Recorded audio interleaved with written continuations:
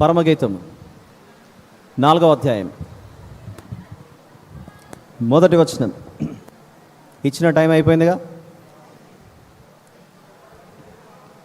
కొంచెం సౌండ్ పెంచండి. మా దీనికి కొంచెం సౌండ్ పెంచాలి.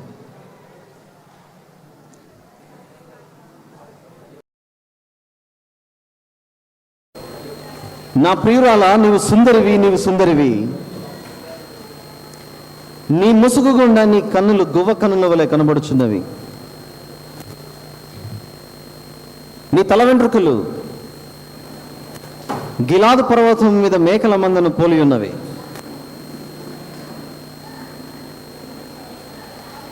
నీ పలువరస కత్తెర వేయబడినవియు, కడుగబడి అప్పుడే పైకి వచ్చినవి ఉన్నాయి. జోడు జోడు పిల్లలు కలిగి ఒకదాన్నైనా పోగొట్టుకునక సుఖముగానున్న గొర్రెల కదుపులను పోలి ఉన్నది. కొంచెం సౌండ్ పెంచండి. నీ మాట అవునంటే అవును, కాదంటే కాదని బైబిల్లో ఉంది కనుక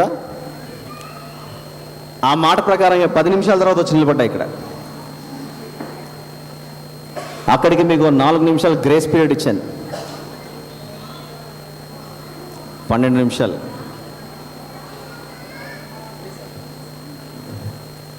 are you all ready? All set?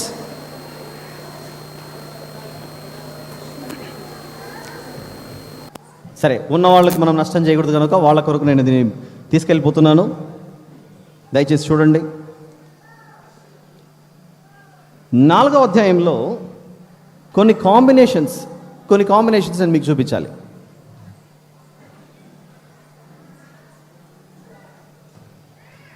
రెండవ వచనంలో, 4వ అధ్యాయం 2వ వచనంలో, నీ పలువరస కత్తెర వేయబడినవియు, కడుగబడి అప్పుడే పైకి వచ్చినవి ఉన్నాయి. జోడు జోడు పిల్లలు కలిగి ఒకదానినైనా పోగొట్టుకునక సుఖముగానున్న గొర్రెల కదుపులను పోలి ఉన్నది అన్న ఈ వచనం ఏదైతే ఉందో, ఒక్కసారి 6వ అధ్యాయం 6వ వచనం కూడా చూడండి. 6వ అధ్యాయం 6వ వచనం, నీ పలువరస కత్తెర వేయబడినవియు, కడుగబడి ఇప్పుడే పైకి వచ్చినవి ఉన్నాయి. జోడు జోడు పిల్లలు కలిగి ఒకదానినైనా పోగొట్టుకునక సుఖముగానున్న గొర్రెల కదుపులను పోలి ఉన్నవి. సేమ్ వచనం మళ్ళీ రిపీట్ అయింది చూసారా? 4వ అధ్యాయం 2వ వచనం ఏదైతే ఉందో, 6వ అధ్యాయం 6వ వచనం కూడా సేమ్ అలానే ఉంది కనుక మనం 6వ అధ్యాయం చెప్పుకునేటప్పుడు ఈ వచనానికి నేను మళ్ళీ మీకు ఎక్స్ప్లెనేషన్ ఇవ్వను. Matter close. అలాంటి కాంబినేషన్లో మరొక కాంబినేషన్ మీకు చూపిస్తున్నాను.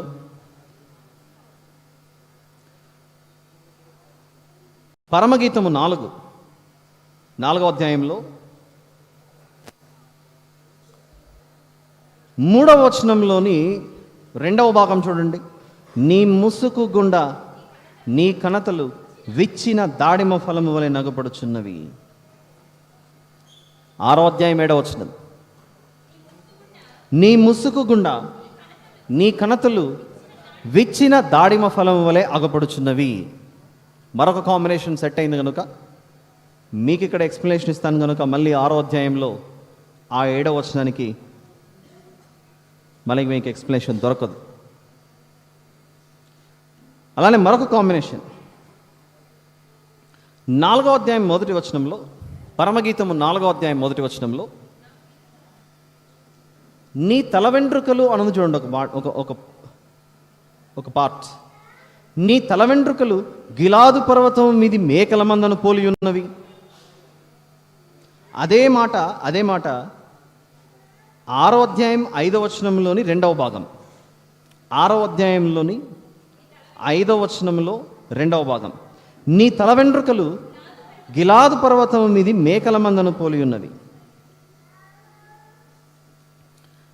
అలాంటి కాంబినేషన్లో మరొక కాంబినేషన్ మీకు చూపిస్తున్నాను. మరొక కాంబినేషన్ ఒకసారి పరమగీతము 2:6 చూడండి. పరమగీతము 2:6, అతని ఎడమ చెయ్యి నా తల క్రిందనున్నది, కుడి చేత అతను నన్ను కౌగిలించుచున్నాడు. ఈ కాంబినేషన్ నిన్నటి దినాన మనం మాట్లాడుకున్నాం. అతని ఎడమ చెయ్యి నా తల క్రిందనున్నది, కుడి చేత అతడు నన్ను కౌగలించుచున్నాడు. ఇది నిన్నటి దినాన మనం మాట్లాడుకున్నాము. ఇదే విషయం మళ్ళీ మనకు పరమగీతము 8:3 అతని ఎడమ చెయ్యి నా తల క్రిందనున్నది, అతని కుడి చెయ్యి నన్ను కౌగిలించుచున్నది. కాబట్టి 8వ అధ్యాయం మాట్లాడుకున్నప్పుడు మీకు 3వ వచనానికి ఎక్స్ప్లెనేషన్ దొరకదు, కాంబినేషన్ సెట్ అయ్యాయి కనుక. ఇప్పుడు మనం 4వ అధ్యాయంలోకి వెళ్దాం. అయితే 4వ అధ్యాయంలోనికి వెళ్ళే ముందుగా ఒక విషయంలో వచ్చింది, క్లారిటీ ఇవ్వండి అని కొందరు అడిగారు కనుక వారి కొరకు ఇంకొక విషయాన్ని నేను పరిచయం చేయాలనుకుంటున్నాను. తల్లి అన్న సందర్భం పరమగీతము 3:4లో నేను వారిని విడిచి కొంచెము దూరము పోగా నా ప్రాణప్రియుడు నాకు ఎదురుపడెను, వదిలిపెట్టక నేను అతన్ని పట్టుకుంటుని, నా తల్లి ఇంటికి అతన్ని తోడుకుని వచ్చి తిని. ఇక్కడ ఒక తల్లి కనపడింది మనకు. తర్వాత ఈరోజు మనం మాట్లాడుకున్న 3:11లో వివాహ దినమున అతని తల్లి అతనికి పెట్టిన కిరీటము చూడు అని ఇక్కడ ఒక తల్లి కనపడుతున్న ఈ తల్లి, నిన్న మనం మాట్లాడుకున్న ఈ తల్లి మదర్,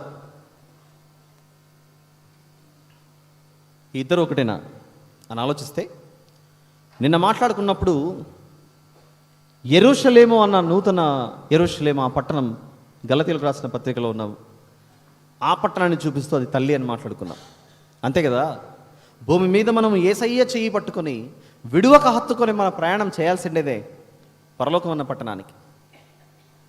అయితే ఈరోజు మనం చూసినటువంటి మదర్, తల్లి, తండ్రి చిత్తము చొప్పున ఎవరైతే జరిగిస్తారో వారే నా సహోదరుడు, నా సహోదరి, నా తల్లి.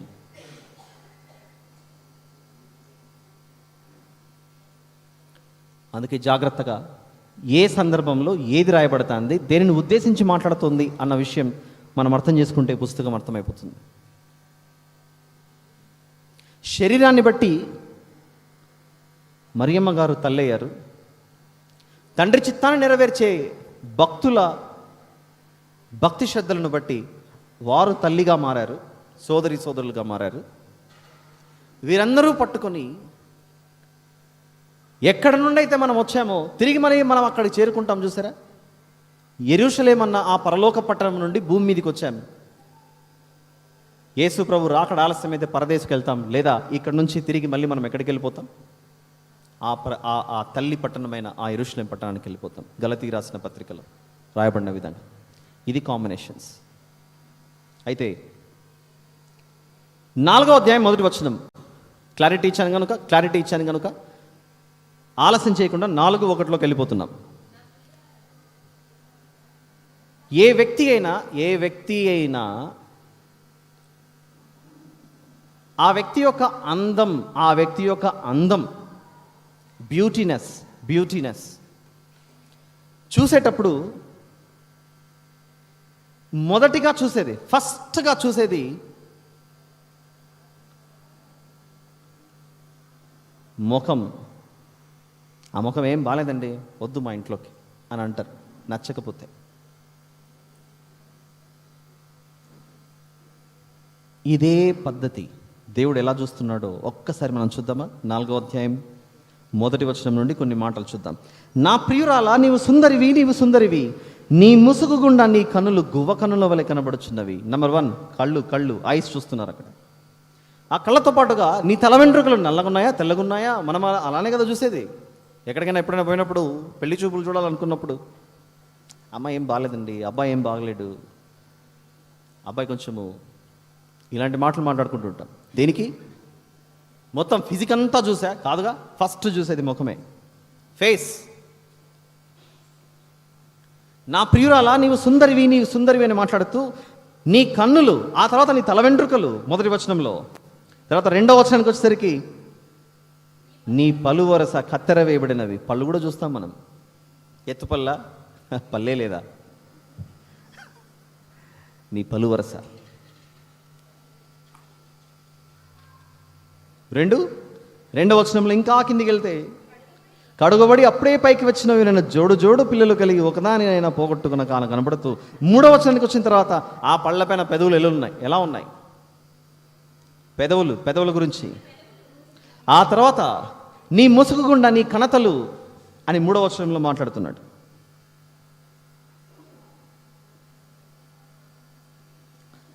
ఆ ముఖమంతా కంప్లీట్ చేసిన తర్వాత 5వ వచనంలో నీ ఇరుకు చెములు అని బాడీని చూడడం స్టార్ట్ అయింది. ఫేస్ని కంప్లీట్ చేసి బాడీని చూడడం సెట్ అవుతుంది. డైరెక్ట్గా అలా చూస్తే అలా కనపడుతుంటుంది, కానీ అందులో ఉన్న ఆత్మీయ భావం ఏంటో ఇప్పుడు చూద్దాం. నా ప్రియురాలా, నీవు సుందరివి, నీవు సుందరివి, నీవు సుందరివి, సుందరివి.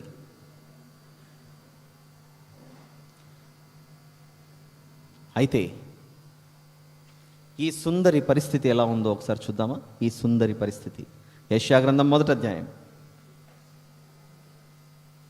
సంఘమన్న ఈ ప్రియురాలి, ఈ సంఘము అన్న ఈ ప్రియురాలి పరిస్థితి ఎలా ఉందంటే ఒకప్పుడు 6వ వచనంలో అరకాలు మొదలుకొని తల వరకు స్వస్థత కొంచెమైనను లేదు. అరకాలు మొదలుకొని తల వరకు స్వస్థత కొంచెమైనను లేదు. ఎక్కడ చూచినను గాయములు, దెబ్బలు, పచ్చిపుండ్లు.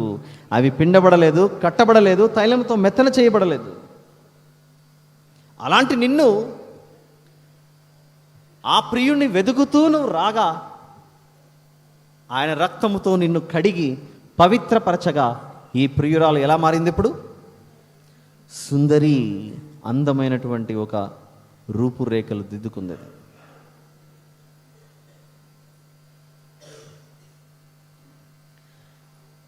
నీ ముసుగు గుండా నీ కన్నులు గువ్వ కన్నుల వలె కనబడుచున్నవి.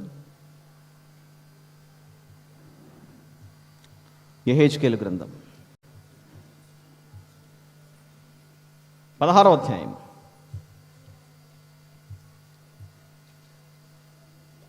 యెహెజ్కేలు 16 14వ వచనంలో దేవుడు మాట్లాడుతూ, నేను నీకు అనుగ్రహించిన నా ప్రభావము చేత నీ సౌందర్యము పరిపూర్ణము కాగా అన్యజనులు దాన్ని చూచి నీ కీర్తి ప్రశంసించుచూ వచ్చిరి. ఒకప్పుడు నీ పరిస్థితి చాలా భయంకరంగా ఉన్నది. ఎలా ఉంది నీ పరిస్థితి? 16వ అధ్యాయం 4వ వచనంలో యెరూషలేము లేదా ఇశ్రాయేలు దేశం పరిస్థితి చూస్తూ, నీ జనన విధము చూడగా నీవు పుట్టిన నాడు నీ నాభి సూత్రము కోయబడలేదు, శుభ్రమగుటకు నీవు నీళ్లతో కడగబడనూ లేదు. వారు నీకు ఉప్పు రాయకపోయిరి, బట్ట చుట్టకపోయిరి. అలాంటి స్థితిలో ఉన్న నిన్ను నేను నిన్ను బాగు చేశాను.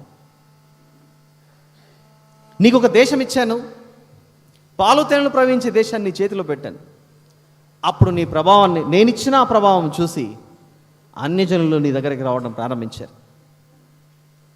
దాన్నే 16:14 మాట్లాడుతూ యెహెజ్కేలు 16:14 అంత అందం, అంత సౌందర్యం నేను నీకు ఇచ్చానని మాట్లాడుతున్నాడు దేవుడు.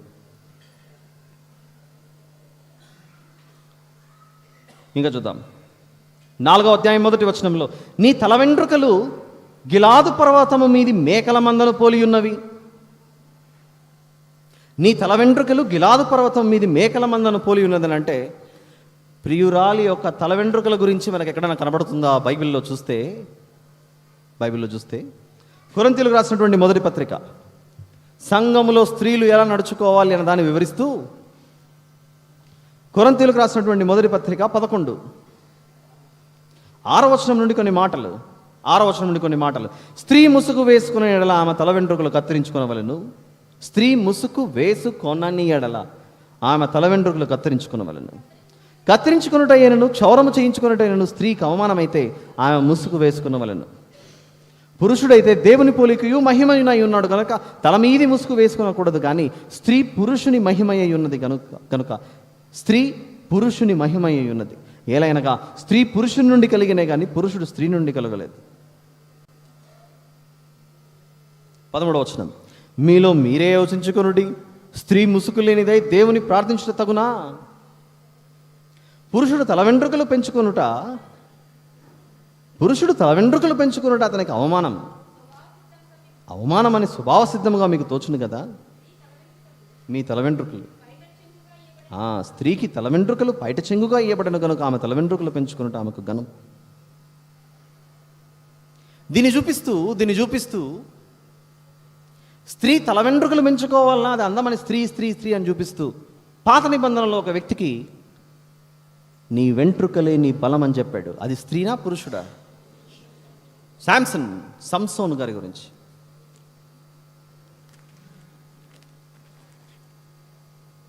వెంట్రుకల గురించి ఒక విషయం చెప్పాలి మీకు. వెంటనే అశ్వినిని గుర్తు చేసుకోకండి. అశ్విని అశ్విని అశ్విని శిరోజాల సంరక్షిణి అని దాని గురించి పోతారు మీరు వెంటనే. వెంట్రుకలతో దేవుడు నేర్పించే పాఠం, మీ తలలో ఒక వెంట్రుక పట్టుకొని అలా లాగేయండి ఒకసారి. అంటే ఇప్పుడు లాగడం చెప్పట్లేదు, ఎంతో సులభంగా బయటకు వచ్చేస్తుంది. అది ఎంతో సులభంగా బయటకు వస్తుంది. అట్లా బట్టి అట్లా లాగితే వచ్చేస్తుంది. కానీ అన్ని వెంట్రుకలను పట్టుకొని ఒకసారి లాగండి, అన్ని వెంట్రుకలు పట్టుకొని ఒకసారి లాగండి, వస్తుంది అది. దాంతోపాటు నువ్వు పోవాల్సిందే. చిన్ని ఆ వెంట్రుక ద్వారా కూడా దేవుడు ఏం నేర్పిస్తున్నాడో తెలుసా? సంఘములో ఒంటరిగా ఉండాలని నువ్వు ప్రయత్నిస్తే, ఎందుకంటే ఇప్పుడున్న పరిస్థితుల్లో సమాజంలో సంఘాల పరిస్థితి ఎలా ఉందంటే, నేను అందరికంటే గొప్పోడిని, మిగిలిన వాళ్ళంతా యూజ్లెస్.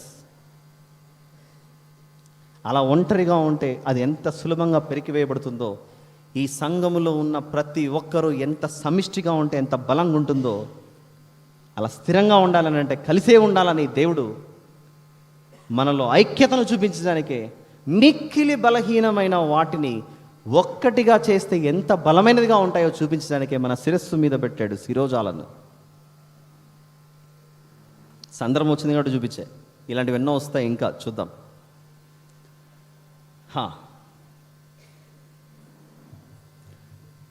అయితే ఈ తల వెంట్రుకలు ఎలా ఉన్నాయని పోలుస్తూ, ఈ తల వెంట్రుకలు ఎలా ఉన్నాయంటే గిలాదు పర్వతము మీది మేకల మందను పోలి ఉన్నావట. అసలు గిలాదు పర్వతం ఏంటి? ఆ గిలాదు పర్వతం మీద మేకల వెంట్రుకలు ఏంటి అని ఒకసారి మనం చూస్తే, ఎప్పుడైనా గిలాదు పర్వతం మీద మేకలు కనపడ్డాయా? అసలు గిలాద్ అంటే ఏంటి? ఆదికాండము 31,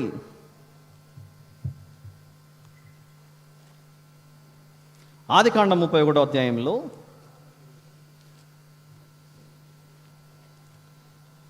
43వ వచనం, 43 నుంచి కొన్ని మాటలు చూడాలి. అందుకు లాబాను, యాకోబు గారు తన భార్యలను సమస్తాన్ని అందరినీ తీసుకొని వస్తుండగా లాబాను వారిని వెంబడించి వారిద్దరి మీద జరుగుతున్న సంభాషణ. అందుకు లాబాను, ఈ కుమార్తెలు నా కుమార్తెలు, ఈ కుమారులు నా కుమారులు, ఈ మంద నా మంద, నీ కనబడుచున్నది అంతయు నాది. ఈ నా కుమార్తెలనైనను వీరు కనిన కుమారులైనను నేడు నేనేమి చేయగలను? కావున నీవు నిబంధన చేసుకుందాం రమ్ము, అది నాకు నీకును మధ్య సాక్షిగా ఉండని యాకోబుతో ఉత్తరమేయగా, యాకోబు ఒక రాయి తీసుకుని దాని స్తంభంగా నిలవబెట్టాను. మరియు యాకోబు రాళ్ళు కూర్చుని తన బంధువులతో చెప్పిన వారు రాళ్ళు తెచ్చి కుప్ప వేసిరి. అక్కడ వారు ఆ కుప్ప యొద్ద భోజనం చేసిరి. లాబాను ఆ కుప్పకు, ఆ ప్రాంతానికి షాహా దూత అని పేరు పెట్టెను. అయితే యాకోబు దానికి గలేదు అని పేరు పెట్టెను. లాబాను, నేడు ఈ కుప్ప నాకును నీకును మధ్య సాక్షిగా ఉండనని చెప్పెను, కాబట్టి దానికి గలేదని పేరు పెట్టెను. మరియు మనము ఒకరికొకరు దూరముగా ఉండగా యెహోవా నాకును నీకును మధ్య జరుగునది కనిపెట్టునని చెప్పాను కనుక దానికి మిస్పా అని పేరు కూడా వచ్చింది. అలా ఆ గలేదే రాను రాను గిలాదు పర్వతంగా మారింది. అది అక్కడ మందలు కనపడుతున్నాయి. ఎవరి మందలు? యాకోబు మందలు. దాన్ని చూపిస్తూ, నీ తల వెంట్రుకలు గిలాదు పర్వతం మీది మేకల మందను పోలి ఉన్నవి అని అంటే, యాకోబు ఆ రోజు తన వారిని, తన మందను ఎలాగైతే నడిపించాడో, క్రైస్తవునిగా దేవుడు చెప్పిన బాధ్యత కూడా నీవు మందను నడిపించే బాధ్యత నీ మీద ఉందని హెచ్చరిస్తున్నాడు. అక్కడ ఆత్మల కాపరి. 2వ వచనం 4:2, పరమగీతం 4:2, నీ పలువరస కత్తెర వేయబడినవియు, కడుగబడి అప్పుడే పైకి వచ్చినవి ఉన్నాయి. కడుగబడి అప్పుడే పైకి వచ్చినవినై జోడు జోడు పిల్లలు కలిగి ఒకదాన్నైనా పోగొట్టుకున్నాక సుఖముగానున్న గొర్రెల కదుపులను పోలి ఉన్నది. పలువరస అంటే మన నోట్లో ఉన్న టీత్. కత్తెర వేయబడిన అంటే సమానంగా కట్ చేయడం అంటే కత్తి తీసుకొని కోసుకోవడం కాదు. ఒకసారి ఇమాజిన్ చేసుకోండి, మీరు క్లోజప్ యాడ్ని చూస్తున్నట్లుగా, కోల్గేట్ యాడ్ చూస్తున్నట్లుగా ఆ పళ్ళని ఇలా చూపిస్తూ ఎంత చక్కగా తలతలలాడే నిగనిగలాడే దంతాలే కోల్గేట్ మీకు ఇస్తుంది.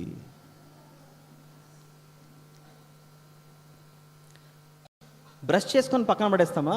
Don't misunderstand. ఒకసారి ఆలోచిద్దాం. బ్రష్ చేసి పక్కన పడేస్తామా? బ్రష్ చేసిన తర్వాత నోరు కూడా కడుగుతామా? వాష్ చేస్తాం. దీన్ని వాష్ చేయకపోతే భరించలేం.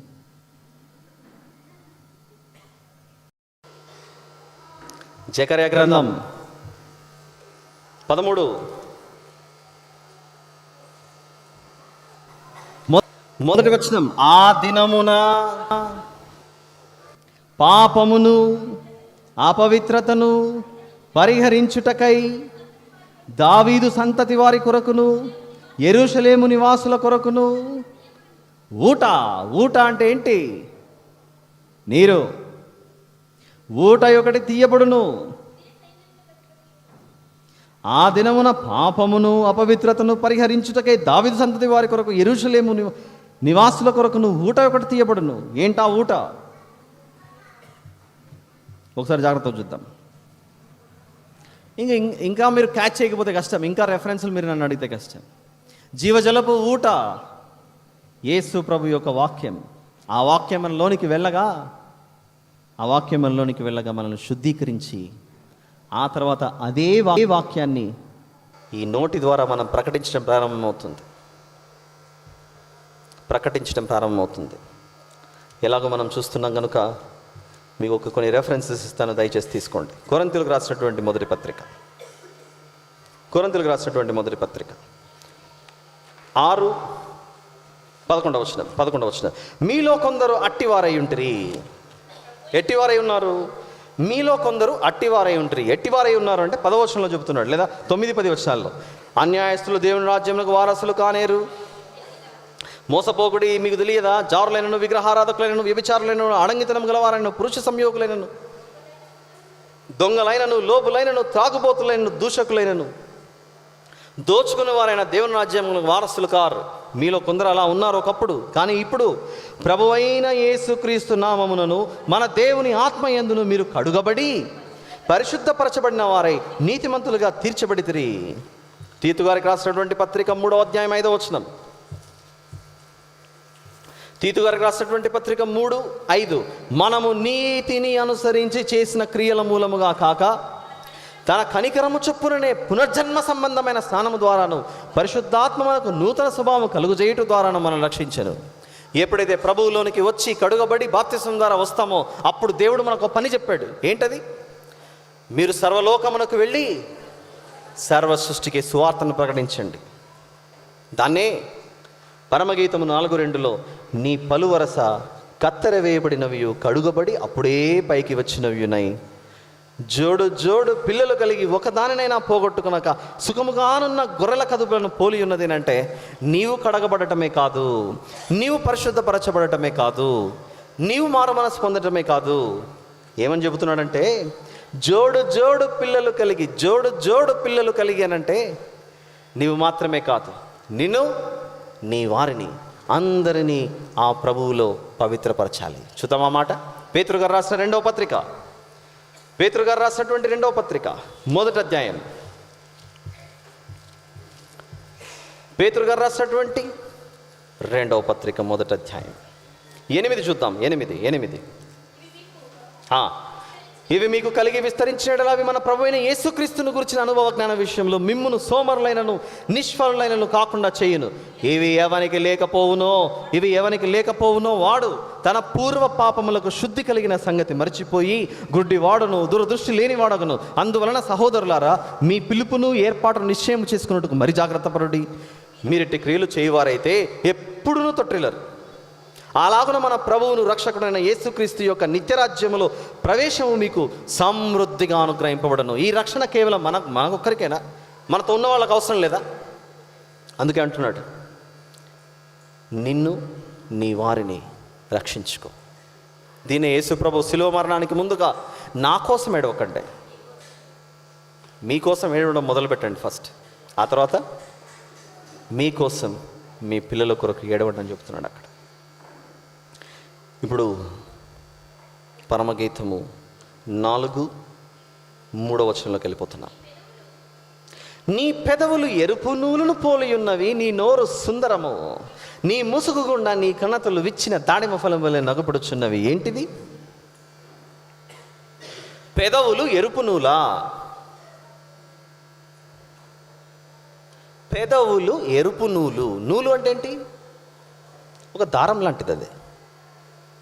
పెదవులు ఏంటి? ఎరుపు నూలు ఏంటి? ఒక భక్తుడు ఆయన పెదవులు సరిగా లేకపోతే ఎలా దేవుడు దాన్ని పవిత్రపరుస్తున్నాడో చూద్దామా? యెషయా గ్రంథం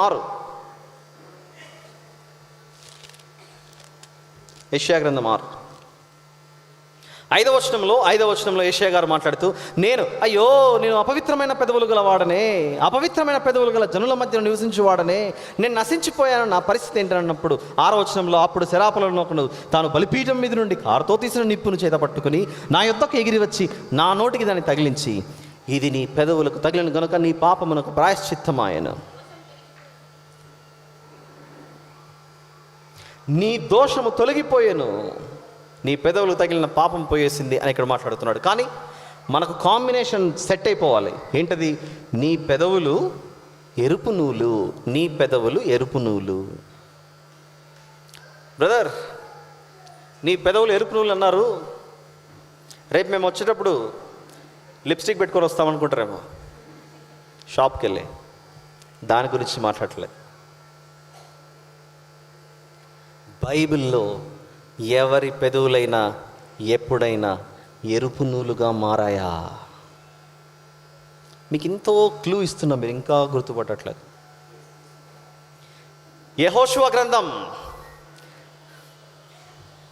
యెహోషువ పుస్తకం, దేవుని రాయబారులను దాచిపెట్టిన ఒక స్త్రీ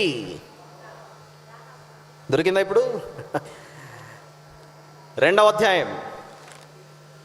ఆ మనుష్యులను దాచిపెట్టగా వారు వెళ్ళేటప్పుడు ఏమి చెప్పిపోయారు ఆవిడకి? 18వ వచనం, యెహోషువ గ్రంథం 2:18, నీవు మమ్మును దించిన ఈ కిటికీకి ఈ ఎర్రని దారము కట్టుకుంటే నీ తండ్రిని, నీ తల్లిని, నీ అన్నదమ్ములను, నీ తండ్రి ఇంటి వారిని అందరినీ నీ ఇంట చేర్చుకుని రక్షింపబడు. కాంబినేషన్ ఎంత చక్కగా! ఈవిడేం చేసింది? ఇంటికి ఇన్స్పెక్షన్కి వచ్చిన వాళ్ళు. ఇంటికి ఇన్స్పెక్షన్ అంటే, మీ ఇంట్లో ఎవరో వచ్చారు ఈరోజు, మన దేశాన్ని వేగు చూడడానికి ఎవరో వచ్చారు, నువ్వు నిజం చెప్పకపోతే మంచిది కాదు. కానీ ఈ స్త్రీ ఏం చేసింది? దేవుని ప్రజల వైపు తిరిగి, దేవుని తట్టు తిరిగి, నా ఇంటికి ఎవరు రాలేదు. దేవుని తరపున నిలబడిన ఈ స్త్రీ ఆ పెదవులతో పలికిన మాటలకు దేవుడిచ్చిన రక్షణే ఆ కిటికీకి ఎర్రనూలు కట్టుకో రక్షణ. దేవుడు ఎలాంటి వాడో తెలుసా?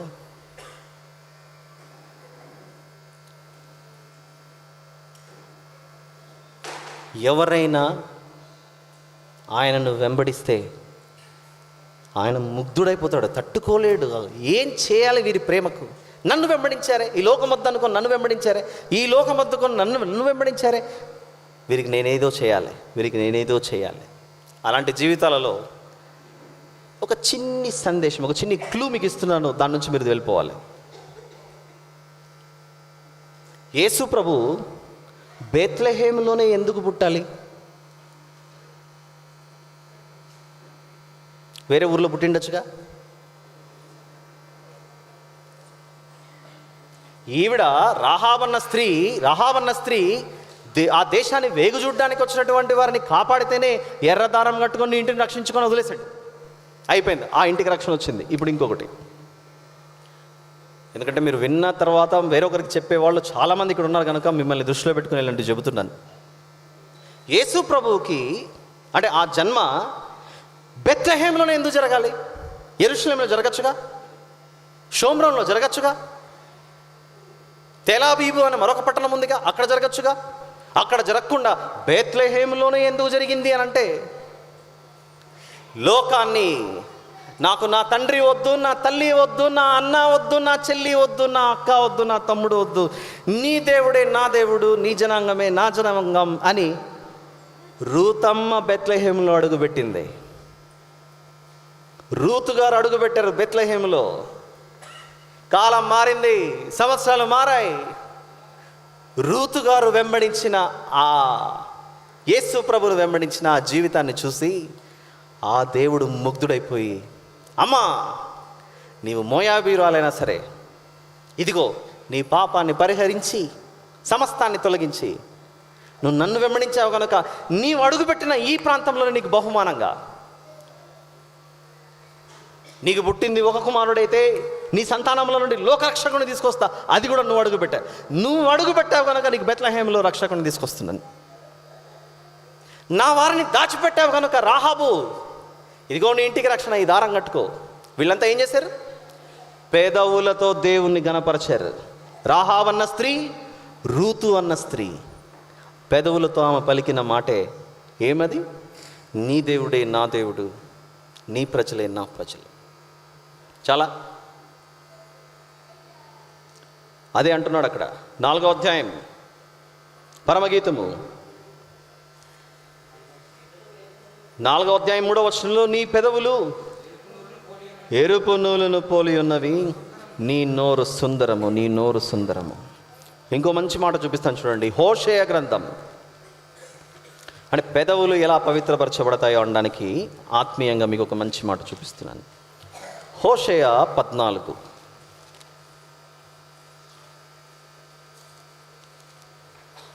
2వ వచనం చూద్దామా? 2వ వచనం, మాటలు సిద్ధపరచుకుని యెహోవా యొద్దకు తిరుగుడి, మీరు ఆయనతో చెప్పవలసినదేమనగా మీ పాపములన్నిటినీ పరిహరింపుము, మా పాపములన్నిటిని క్షమించాలి, మా పాపములన్నిటినీ పరిహరింపుము. ఎడ్లకు బదులుగా నీకు మా పెదవులను అర్పించుచున్నాము, నీవు అంగీకరింపదగినవి అవే మాకున్నవి. దేవా, నీ స్తుతి కీర్తన పాడటానికి, నీ వాక్యాన్ని ప్రకటించడానికి ఈ పెదవులు తప్ప ఇంకేమీ లేవు మా దగ్గర. బలి అర్పణ నువ్వు కోరట్లేదు, మమ్మల్ని ప్రకటించమన్నావు, అదే ప్రకటిస్తాం. దేని గురించి? ఎరుపు గురించి. ఏంటా ఎరుపు? క్రీస్తు రక్తం. అయిపోయింది. ఇప్పుడు చూద్దాం 3వ వచనంలో, నీ ముసుగు గుండా నీ కణతలు విచ్చిన దాడిమ ఫలము వలె నగపడుచున్నవి. ఏంటిది? దానిమ్మ పండు ఎలా ఉంటుందో తెలుసుగా, తినడం అలవాటు మనకు. చూడ్డానికి అదొక బ్రౌన్ కలర్ లేదా ఒకలాంటి బ్రౌనిష్గా ఉన్నటువంటి కవర్ ఉంటుంది దానికి ముందు, దానిమ్మ పండుది. దాన్ని తెరచి ఇలా చూస్తే తెల్ల తెల్లగా ఉన్న తలుపులుగా ఉన్న ఒక డోర్ లాంటి ఒక లేయర్ కనపడుతుంది. ఆ లేయర్లో ఎరుపు రంగులా ఉన్నటువంటి దానిమ్మ గింజలు కనపడతాయి మనకు. అందుకే సొలొమోను గారు మందిరాన్ని కట్టించేటప్పుడు కూడా దానిమ్మ పండ్ల డిజైన్ చేసి పెట్టాడు ఆ మందిరానికి.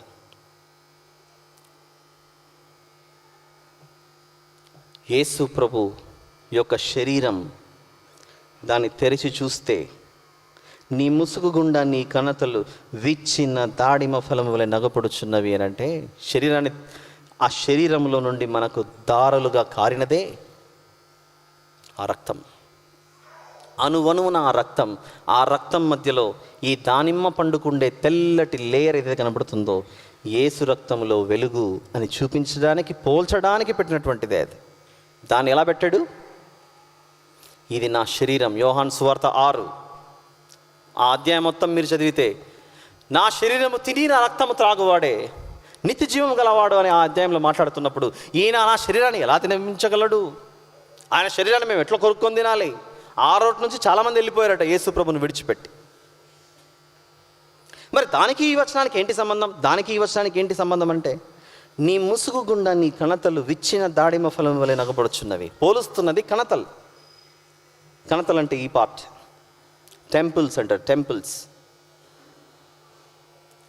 ఈ కణతలలో నువ్వు నిరంతరం ఆలోచించాల్సినటువంటిది, దానిమ్మ పండు విచ్చుకుంటే ఎరుపు రంగు ఎలాగైతే కనపడుతుందో, నీ ఆలోచనలంతా యేసు ప్రభు యొక్క రక్తమే నిన్ను శుద్ధీకరిస్తుంది అన్న విషయం ఎప్పటికీ మర్చిపోకూడదు.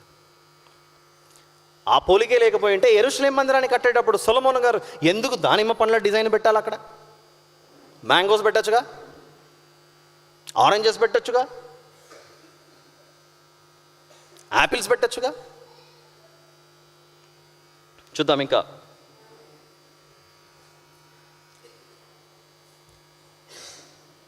పరమగీతము 4వ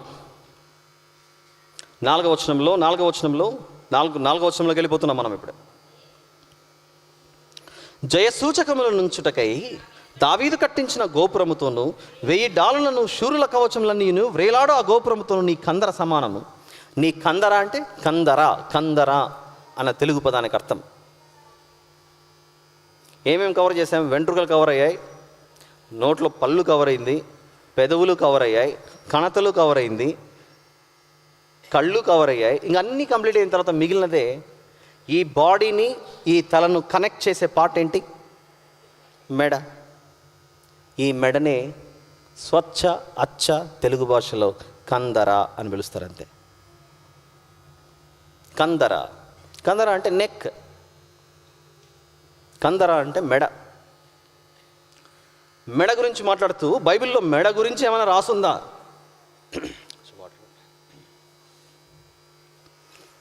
లూకాసు వార్త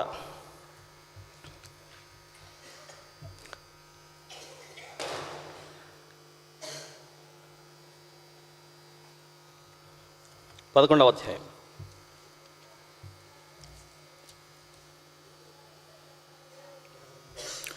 22వ వచనంలో అయితే అతనికంటే బలవంతుడైన ఒకడు అతని పైబడి జయించినప్పుడు అతను నమ్ముకున్న ఆయుధములన్నిటిని లాగుకొని అతని ఆస్తిని పంచిపెట్టును. ఈ 4వ వచనం దేంతో ప్రారంభమైంది చూడండి. పరమగీతము 4:4 దేనితో ప్రారంభమైందంటే జయసూచకముల నుంచుటకై. జయసూచకమును నుంచుటకై అంటే రోజు రోజుకి మనం మాట్లాడే ఇంగ్లీషు, హిందీ ఇవి పెరిగిపోవటం వల్ల తెలుగులో పదాలు అర్థం కావడం కష్టం. జయసూచకం అంటే ఏంటో తెలుసా? జయసూచకం. ఇండియాకు వరల్డ్ కప్ వచ్చింది మొదటిసారి క్రికెట్ మ్యాచ్లో. ఎప్పుడు వచ్చింది చెప్పగలరా? 1983. Yes, your answer is right. తర్వాత కూడా మళ్ళీ రీసెంట్గా మళ్ళీ కప్పు కొట్టారు. ఆ తర్వాత T20లో కూడా ఒక వరల్డ్ కప్ తెచ్చుకున్నారు. అలానే రీసెంట్గా ఏషియా కప్ కూడా కొట్టారు. అలా మ్యాచ్ గెలిచినప్పుడంతా చేతిలో ఏమిస్తారు? ఒక కప్పు చేతిలో పెడతారు. ఆ కప్పు ఏంటి?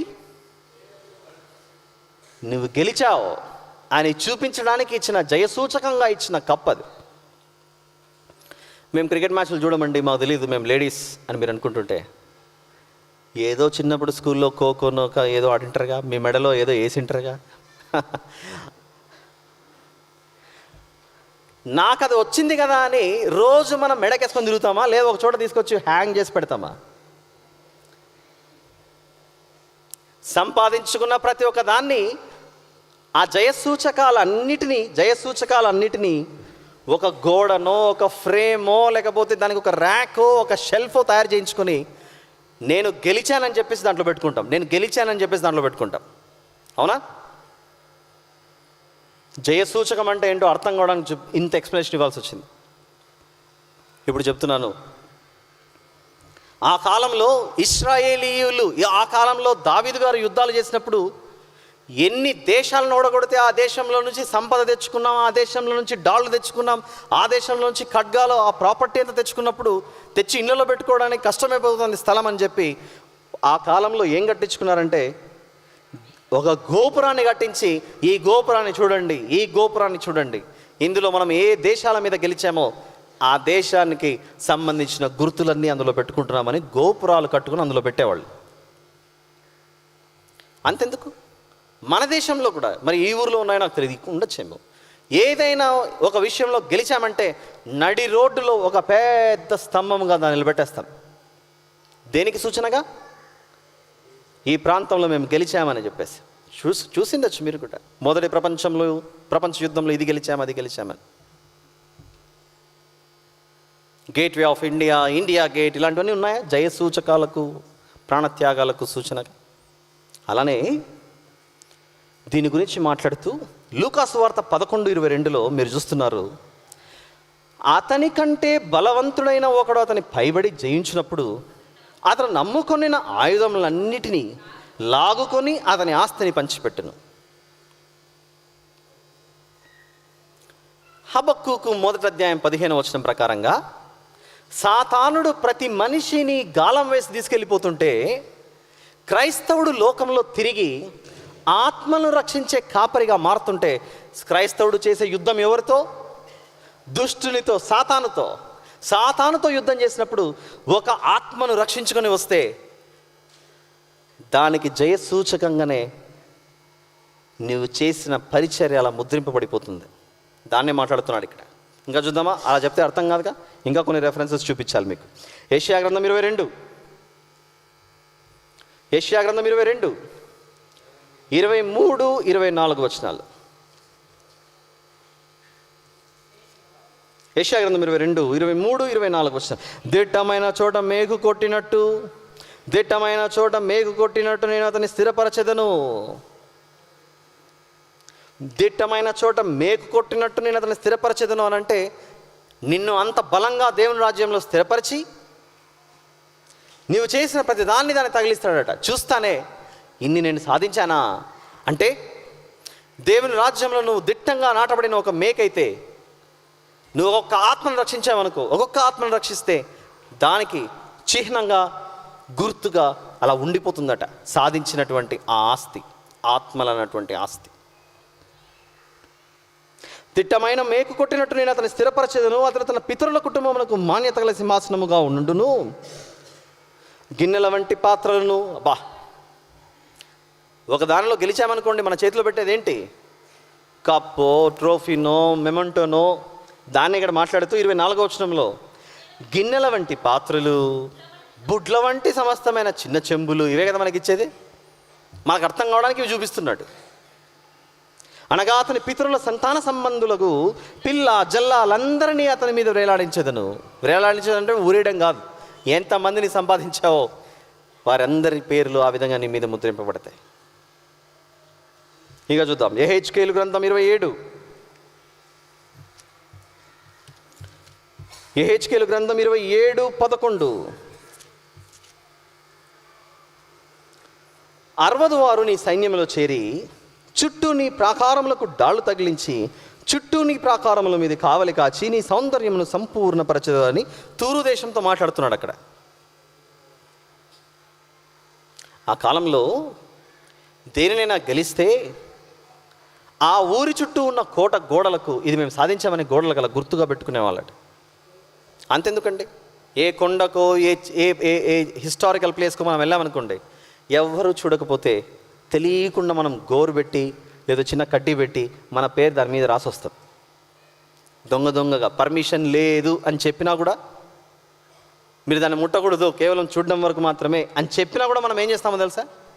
మన పేరు దొంగగా రాసేసి వస్తాం. దేనికి? పలానా సంవత్సరంలో నేను ఇక్కడికి వచ్చాను, నా పేరు ఎప్పటికక్కడ ఉండాలి అక్కడ. మనకు ఎలాంటి ఆశలు అయితే ఉన్నాయో, దేవుడు ఒక్కొక్క ఆత్మను రక్షించినప్పుడు, అంటే మన ద్వారా దేవుడు తన పరిచర్యను కొనసాగ జరిగించినప్పుడు మన పేర్లు, మనం సంపాదించిన ఆత్మలు ఆ విధంగా ఆయన జ్ఞాపకార్థ గ్రంథంలో ఉండిపోతాయట. జరిగిందా ఎప్పుడన్నా ఇలాంటి సంఘటన? జరిగిందా? రాజును కాపాడినప్పుడు, మొర్దెకై రాజును కాపాడినప్పుడు ఆ రాజు యొక్క జ్ఞాపకార్థ గ్రంథంలో మొర్దెకై పేరు వెళ్ళిపోయింది. ఆ కారణం వలన మొర్దెకై గారి జీవితం నిలబడింది. జీవించాలనుకున్న హామాను మృతుడైపోయాడు.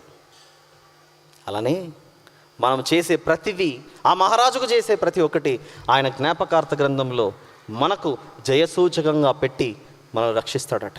దీన్నే ఏమని పిలుస్తున్నాడు? పరమగీతము 4:4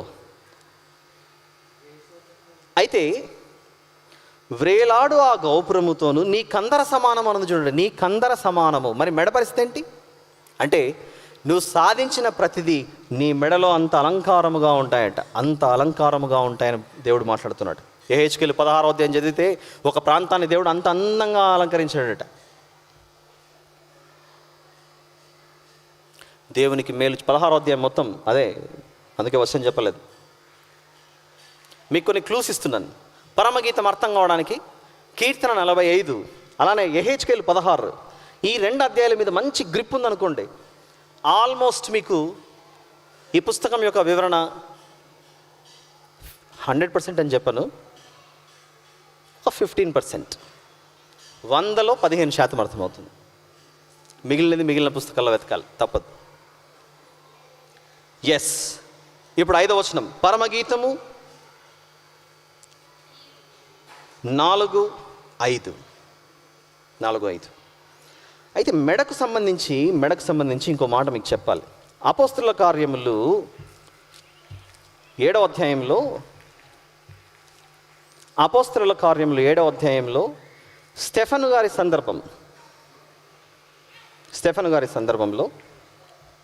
51వ వచనం చూడండి. 51వ వచనంలో, ముష్కరులారా, హృదయములను చెవులను దేవుని వాక్యమునకు లోపరచనొల్లని వారలారా, దేవుని వాక్యమునకు లోపరచనొల్లని వారలారా అని కింద ఫుట్ నోట్లో ఏముంది చూడండి, వంచని మెడగల వారలారా అనుంది.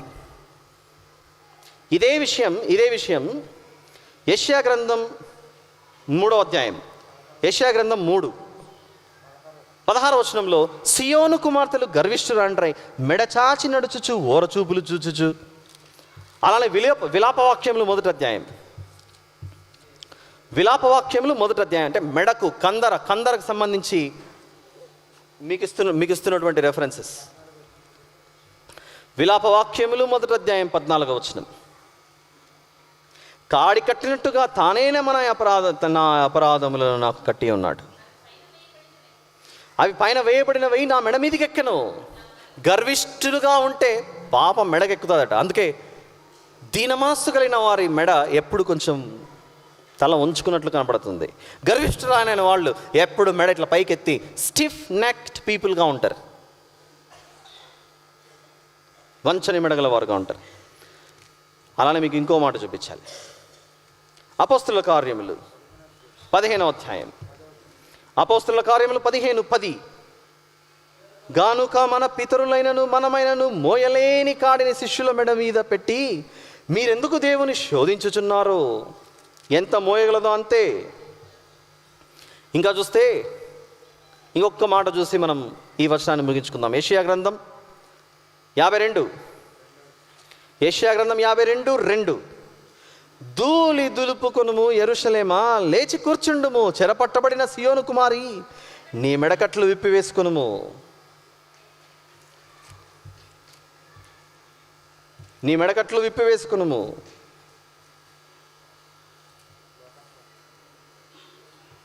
ఇలా ఆలోచిస్తే మెడలు 2 రకాలు కనబడుతున్నాయి. ఒకటి, దేవుని ఆజ్ఞలకు లోబడకుండా గర్విష్ఠులుగా నిలబడే సియోను కుమార్తెలు. మరికొందరు ఆత్మలను రక్షించి దేవుడిచ్చే ఆ బహుమానాలను మెడలో ఒక మెడల్గా అందముగా దాన్ని అలంకరించుకొని తిరిగేవారు కొందరు. మన కంఠమునకు దేవుని యొక్క ఆజ్ఞలు హారముగా ఉండటమే కాక సాధించిన ఆత్మలు దేవుడు మనకు ఒక గార్లాండ్గా పెట్టాలి. చాలా ఇన్ని రెఫరెన్సెస్ ఇచ్చాను మీకు. ఇప్పుడు పరమగీతం 4వ అధ్యాయం 5వ వచనంలోకి వెళ్తున్నాం. 5వ వచనం, నీ ఇరుకుచములు ఒక జింక పిల్ల ఈ తామరలో మేయు కవలను పోలి ఉన్నవి. ఈ కుచముల గురించి కూడా నేను మీకు కవర్ చేశాను నిన్నో మొన్ననో. కుచము అన్న పదం పరమగీతంలో కనపడిన, రొమ్ము అన్న పదం మీకు పరమగీతంలో కనపడిన, మెడను ఏ విధంగా అయితే కందర అని పిలిచారో రొమ్మును కుచము అని పిలుస్తారు. ఆ కుచములకు ఉండవలసినదే కవచం,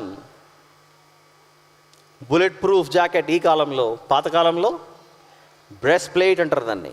యుద్ధ వీరులు వెళ్ళేటప్పుడు దాన్ని ధరించుకొని పోతే బాణాలు విసిరినా అది దాన్ని కొట్టుకొని పక్కకు పడిపోతాయి. దానికి the most important key reference ఒకటి ఇచ్చాను మీకు, తెస్సలోనికీయులకు రాసినటువంటి మొదటి పత్రిక. మీరు మర్చిపోయి ఉంటారనే ఉద్దేశంతో మళ్ళీ చెప్తున్నాను. అది ఏంటా కవచము? ఒకటి విశ్వాసం, మరొకటి ప్రేమ. ఒకటి విశ్వాసం, మరొకటి ప్రేమ. అడిషనల్గా ఇంకొక రెఫరెన్స్ ఇస్తున్నాను. మత్తయి సువార్త 13వ అధ్యాయం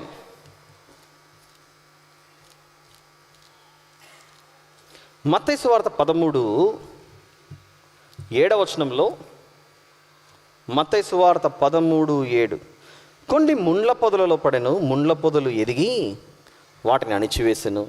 కొన్ని మంచినీళ్ళలో పడి ఒకటి 100 ఒకటి 60 ఒకటి 30 ఫలించెను. చెవులు గలవాడు వినుగాక అంది అక్కడ. దానితో పాటుగా 5వ వచనంలో, కొన్ని చాలా మన్ను లేని రాతి నేలను పడెను, అక్కడ మన్ను లోతుగా ఉండనందున అవి వెంటనే మొలిచెను, కానీ సూర్యుడు ఉదయించినప్పుడు అవి మాడి వేరులందు ఎండిపోయెను. దేవుని వాక్యం హృదయంలో పడినప్పుడు విశ్వాసము ప్రేమ అన్నది దేవుడిచ్చే కవచమైతే ఆ కవచాన్ని మనం కుచముల మీద ధరిస్తే దేవుడు అంటున్నాడు, ఈ రెండింటిలో ఒకటి పోగొట్టుకున్నా నీకు నష్టమే. ప్రేమ ఉండి విశ్వాసం లేకపోయినా, విశ్వాసం ఉండి ప్రేమ లేకపోయినా నీ భక్తి వ్యర్థమే. వినుట వలన విశ్వాసము కలుగును. ఆ విశ్వాసము దేని ద్వారా కలుగుతుంది? క్రీస్తును గురించిన సువార్త వలన కలుగును. ఈ రెండు కవల పిల్లలుగా ఉండాలట. అదే మాట్లాడుతున్నాడు అక్కడ. నీ ఇరుకు చెములు ఒక జింక పిల్లలయ్యి తామరలో మీ కవలను పోలి ఉన్నవి. జింక దేనికి సూచనగా చెప్పాను నిన్న? ఎత్తైన స్థలములలో శక్తితో నిలపగలిగే లేడి కాళ్ళ వల్లే నన్ను చెయ్యి ప్రభు అని మనం పాడబడతాంగా. అలా మాదిరిగా సూచనగా ఎత్తైన స్థలములలోనికి వేటగాళ్ల చేతిలో చిక్కుకుపోయిన యేసు ప్రభు వెళ్ళాడు కల్వరి కొండ మీదికి. చూద్దామా? ఇప్పుడు 4-6 వచనం. పరమగీతము 4:6లోకి వచ్చేస్తున్నాం. పరమగీతము 4:6. ఎండ చల్లారి నీడలు జరిగిపో వరకు గోపరస పర్వతములకు సాంబ్రాణి పర్వతములకు నేను వెళ్ళుదును. ఇంకెలా చెప్పాలి దీని గురించి? ఎక్కడైనా కొంచెమన్నా క్లూ దొరుకుతుందా దీనికి సంబంధించి? కొండపైకి వెళ్ళినటువంటిది యేసు ప్రభు మనందరి కొరకు సిలువ మరణం ద్వారా. యేసు ప్రభు సిలువ మరణాన్ని ఏమంటారో తెలుసా? బైబిల్లో చూసాంగా మనం చాలాసార్లు. మీరు మర్చిపోయి ఉండొచ్చు. 5వ అధ్యాయం ఎఫెసీయులకు రాసిన పత్రిక, ఎఫెసీ 5. యేసు ప్రభు యొక్క సిలువ మరణాన్ని ఏమని పిలుస్తారో, యేసు ప్రభు యొక్క సిలువ మరణాన్ని బైబిల్ భాషలో ఏమని పిలుస్తారంటే, ఎఫెసీయులకు రాసిన పత్రిక 5:2 తీసింటే చదవండి. యేసు ప్రభువు మనల్ని ప్రేమించి పరిమళ వాసనగా ఉండుటకు మన కొరకు తన్ను తాను దేవునికి అర్పణముగాను బలిగాను అప్పగించుకొనెను. చాలు. క్రీస్తు మిమ్మును ప్రేమించి పరిమళ వాసనగా ఉండుటకు. పరిమళ వాసన ఏంట? పరిమళ వాసన అంటే క్రీస్తు మరణం అట. క్రీస్తు మరణం పరిమళ వాసన అయితే, ఇక్కడ పరమగీతము 4:6లో ఎండ చల్లారి నీడలు జరిగిపో వరకు గోపరస పర్వతములకు సాంబ్రాణి పర్వతములకు నేను వెళ్ళుదును అని అంటే, క్రీస్తు మరి మనం పరిమళ వాసన అయితే ఆ మరణాన్ని చూడ్డానికి కొందరు భక్తులు వెళ్ళారు. చూద్దామన్నమాట. యోహాను సువార్త 19. యోహాను సువార్త 19:39. యోహాను సువార్త 19:39. మొదట రాత్రి వేళ ఆయన వద్దకు వచ్చిన నికోదేము కూడా బోలముతో కలిపిన అగరు రమారమి 150 సేర్లు ఎత్తు తెచ్చెను. ఎవరు వెళ్తున్నారు ఇక్కడ మాట్లాడుతూ? పరమగీతము 4లో ఎండ చల్లారి నీడలు జరిగిపో వరకు గోపరస పర్వతములకు సాంబ్రాణి పర్వతములకు నేను వెళ్ళుదును అని యేసు ప్రభు అంటుంటే, అక్కడికి సుగంధ ద్రవ్యాలను పట్టుకుని వెళ్తున్నారు ఒకరు, నికోదేము. కేవలం నికోదేమే వెళ్ళాడా? ఇంకా ఎవరైనా వెళ్ళారా అని చూస్తే మత్తయి సువార్త 28, మత్తయి సువార్త 28, 20 వచనం చూడండి. మత్తయి సువార్త 28, 20 వచనంలో, నేను మీకు ఏ ఏ సంగతులను ఆజ్ఞాపించుతున్నో వాటిని అన్నిటినీ గైకొనవలెనని వారికి బోధించుడి. ఇదిగో నేను యుగ సమాప్తి వరకు సదాకాలం మీతో కూడా ఉన్నాను. ఏం చెప్తున్నాడంటే, నేను వెళ్ళిపోయానని మీరు అనుకోకండి, నేను మీతో ఉన్నానని హెచ్చరిస్తున్నాడు. పరిమళ వాసనగా ఎప్పుడు నేను మీతో ఉంటాను. ఇప్పుడు భౌతికంగా లేను, కానీ మీరు ప్రార్థన చేసినప్పుడు, మీరు సువార్త ప్రకటించేటప్పుడు నేను మీతోనే ఉంటానని మాట్లాడుతున్నాడు. 7వ వచనం, పరమగీతం 7, 4వ అధ్యాయం 7వ వచనం, పరమగీతం 4:7, నా ప్రియురాలా నీవు అధిక సుందరివి, నీ యందు కళంకమేమీ లేదు. ఇది ఎలా సాధ్యం? కళంకమే లేకుండా ఉంటుందా ప్రియురాలిలో? సంఘంలో కళంకమే ఉండదా అని అంటే ఆయన అంటున్నాడు, యోహాను సువార్త 16, యోహాను సువార్త 16, 6, 7 వచనాలు చూద్దాం. నేను ఈ సంగతులు మీతో చెప్పినందున మీ హృదయము దుఃఖముతో నిండి ఉన్నది. అయితే నేను మీతో సత్యము చెప్పుచున్నాను, నేను వెళ్ళిపోవటం వలన మీకు ప్రయోజనకరము. నేను వెళ్ళని ఎడల ఆదరణకర్త మీ యొద్దకు రాడు, నేను వెళ్ళిన ఎడల ఆయనను మీ యొద్దకు పంపుతున్నాను. గమనించండి, మీకు ఇంపార్టెంట్ క్లూ ఇస్తున్నాను. పరమగీతాల మాధుర్యాన్ని మీరు స్వీకరించడానికి మీకు ఏం చెప్తున్నానో తెలుసా? ప్రస్తుతానికి ఇప్పుడు ఏం చెప్తున్నానో తెలుసా?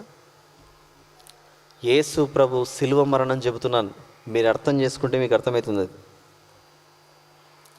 యేసు ప్రభు పరిమళ వాసనగా ఉండటకు గోపరస పర్వతములకు వెళితే ఆయన బాడీకి సుగంధ ద్రవ్యాలు పట్టించడానికి నికోదేము వెళ్ళాడు అక్కడికి. అంటే పరమగీతము 4లో పరోక్షంగా మనకు కనబడుతున్నది యేసు ప్రభు యొక్క శిలువ మరణం.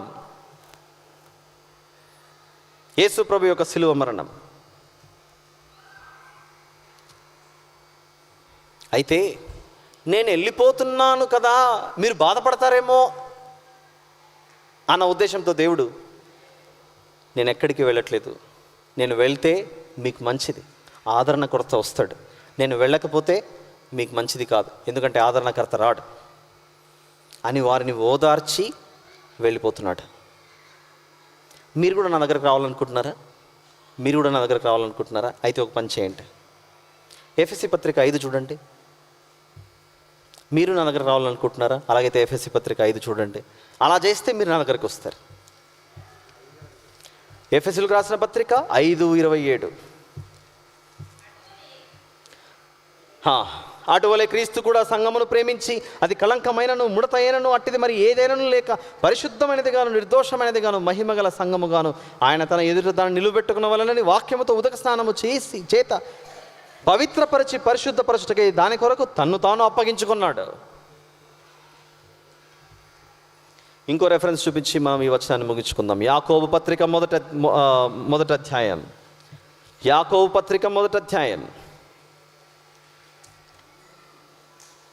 27వ వచనం, ఏ వ్యక్తి అయినా కళంకము లేకుండా యేసు ప్రభు ఎదుట కనపడాలి అని అంటే ఆయన అంటున్నాడు, తండ్రి అయిన దేవుని ఎదుట పవిత్రమును నిష్కలంకమునైన భక్తి ఏదనగా దిక్కులేని పిల్లలను విధవరాండ్రను వారి ఇబ్బందిలో పరామర్శించుటయు ఇహలోక మాలిన్యము తన కంటకుండా తను తాను కాపాడుకొనుటనే. టైం లేదు కనుక ఈ రెఫరెన్సెస్ ఇచ్చాను. దేవుని దృష్టిలో కళంకము లేని వారిగా ఉండాలంటే మనం పాటించాల్సినది, బైబిల్లో దేవుడు ఏదైతే చేయొద్దన్నాడో అవి చేయకుండా, దేవుడు దేన్నైతే చేయమన్నాడో వాటిని చేస్తూ ఉంటే అప్పుడు దేవుడు నిన్ను ఎలా చూస్తాడు? కళంకం లేని వాడిగా చూస్తాడు. అలా ఎన్నున్నాయి? గలతీయులకు రాసిన పత్రిక 5లో శరీర ఫలాలు, ఆత్మ ఫలాలు కడుపులో నుండి వచ్చినదే, అంటే హృదయంలో నుండి వచ్చినదే మనిషిని పాపంలోనికి వేస్తుంది, కానీ బయట నుంచి దేవుని వాక్యం లోపలికి వెళ్తే మాత్రం అది ఎప్పుడు కూడా మనిషిని పాడు చేయదు. అలా బైబిల్లో దేవుడు దేన్నైతే చేయొద్దు అన్నాడో దాన్ని చేయకుండా, దేవుడు దేన్నైతే చేయమన్నాడో దాన్ని చేస్తూ కూర్చుంటేనే మనం పరలోక రాజ్యాన్ని సంపాదించుకోగలం. ఇప్పుడు వెళ్దాం, మళ్ళీ రండి. పరమగీతము 4:7లో మనం నేర్చుకున్నదే, నా ప్రియురాలా నీవు అధిక సుందరివి, నీ యందు కళంకమేమీ లేదు. ఎలా కళంకం లేకుండా అవుతుంది? యేసు ప్రభు వాక్యముతో కడగటము చేత కళంకం లేని దానిగా మనం మారిపోతాం. ఇంకా చూద్దాం 8, పరమగీతం 4:8, ప్రాణేశ్వరి లెబానోను విడిచి నాతో కూడా రమ్ము. లెబానోను విడిచి నాతో కూడా రమ్ము. అమాన పర్వతము శిఖరము నుండి, షేనీరు హెర్మోనుల శిఖరము నుండి, వ్యాఘ్రము నుండి, గుహలు గల కొండలపై నుండి నీవు క్రిందికి చూచెదవు. ఇది చాలా జాగ్రత్తగా మీకు ఎక్స్ప్లెయిన్ చేయాలి. వినే ఓపిక ఉందా? ఉండండి, మళ్ళీ దొరకదు. ఇది చెప్పేటానికి నాకు ప్రాబ్లం లేకపోతే వినేటానికి మీకేం ప్రాబ్లం నాకు అర్థం కాదు ఒకసారి. ఏమంటే టైం చూసుకుంటారు. దేవుడు ఎక్కడిగితే ఆనాడు ఇర్మియా గారు 23 సంవత్సరాలు ప్రకటిస్తే విననల్లని చెవులు కలిగిన దేశ ప్రజలు ఎలా ఉన్నారు. మీరు అలాంటి వారు కాదని నాకు తెలుసు కాబట్టి మళ్ళీ చెప్తున్నాను.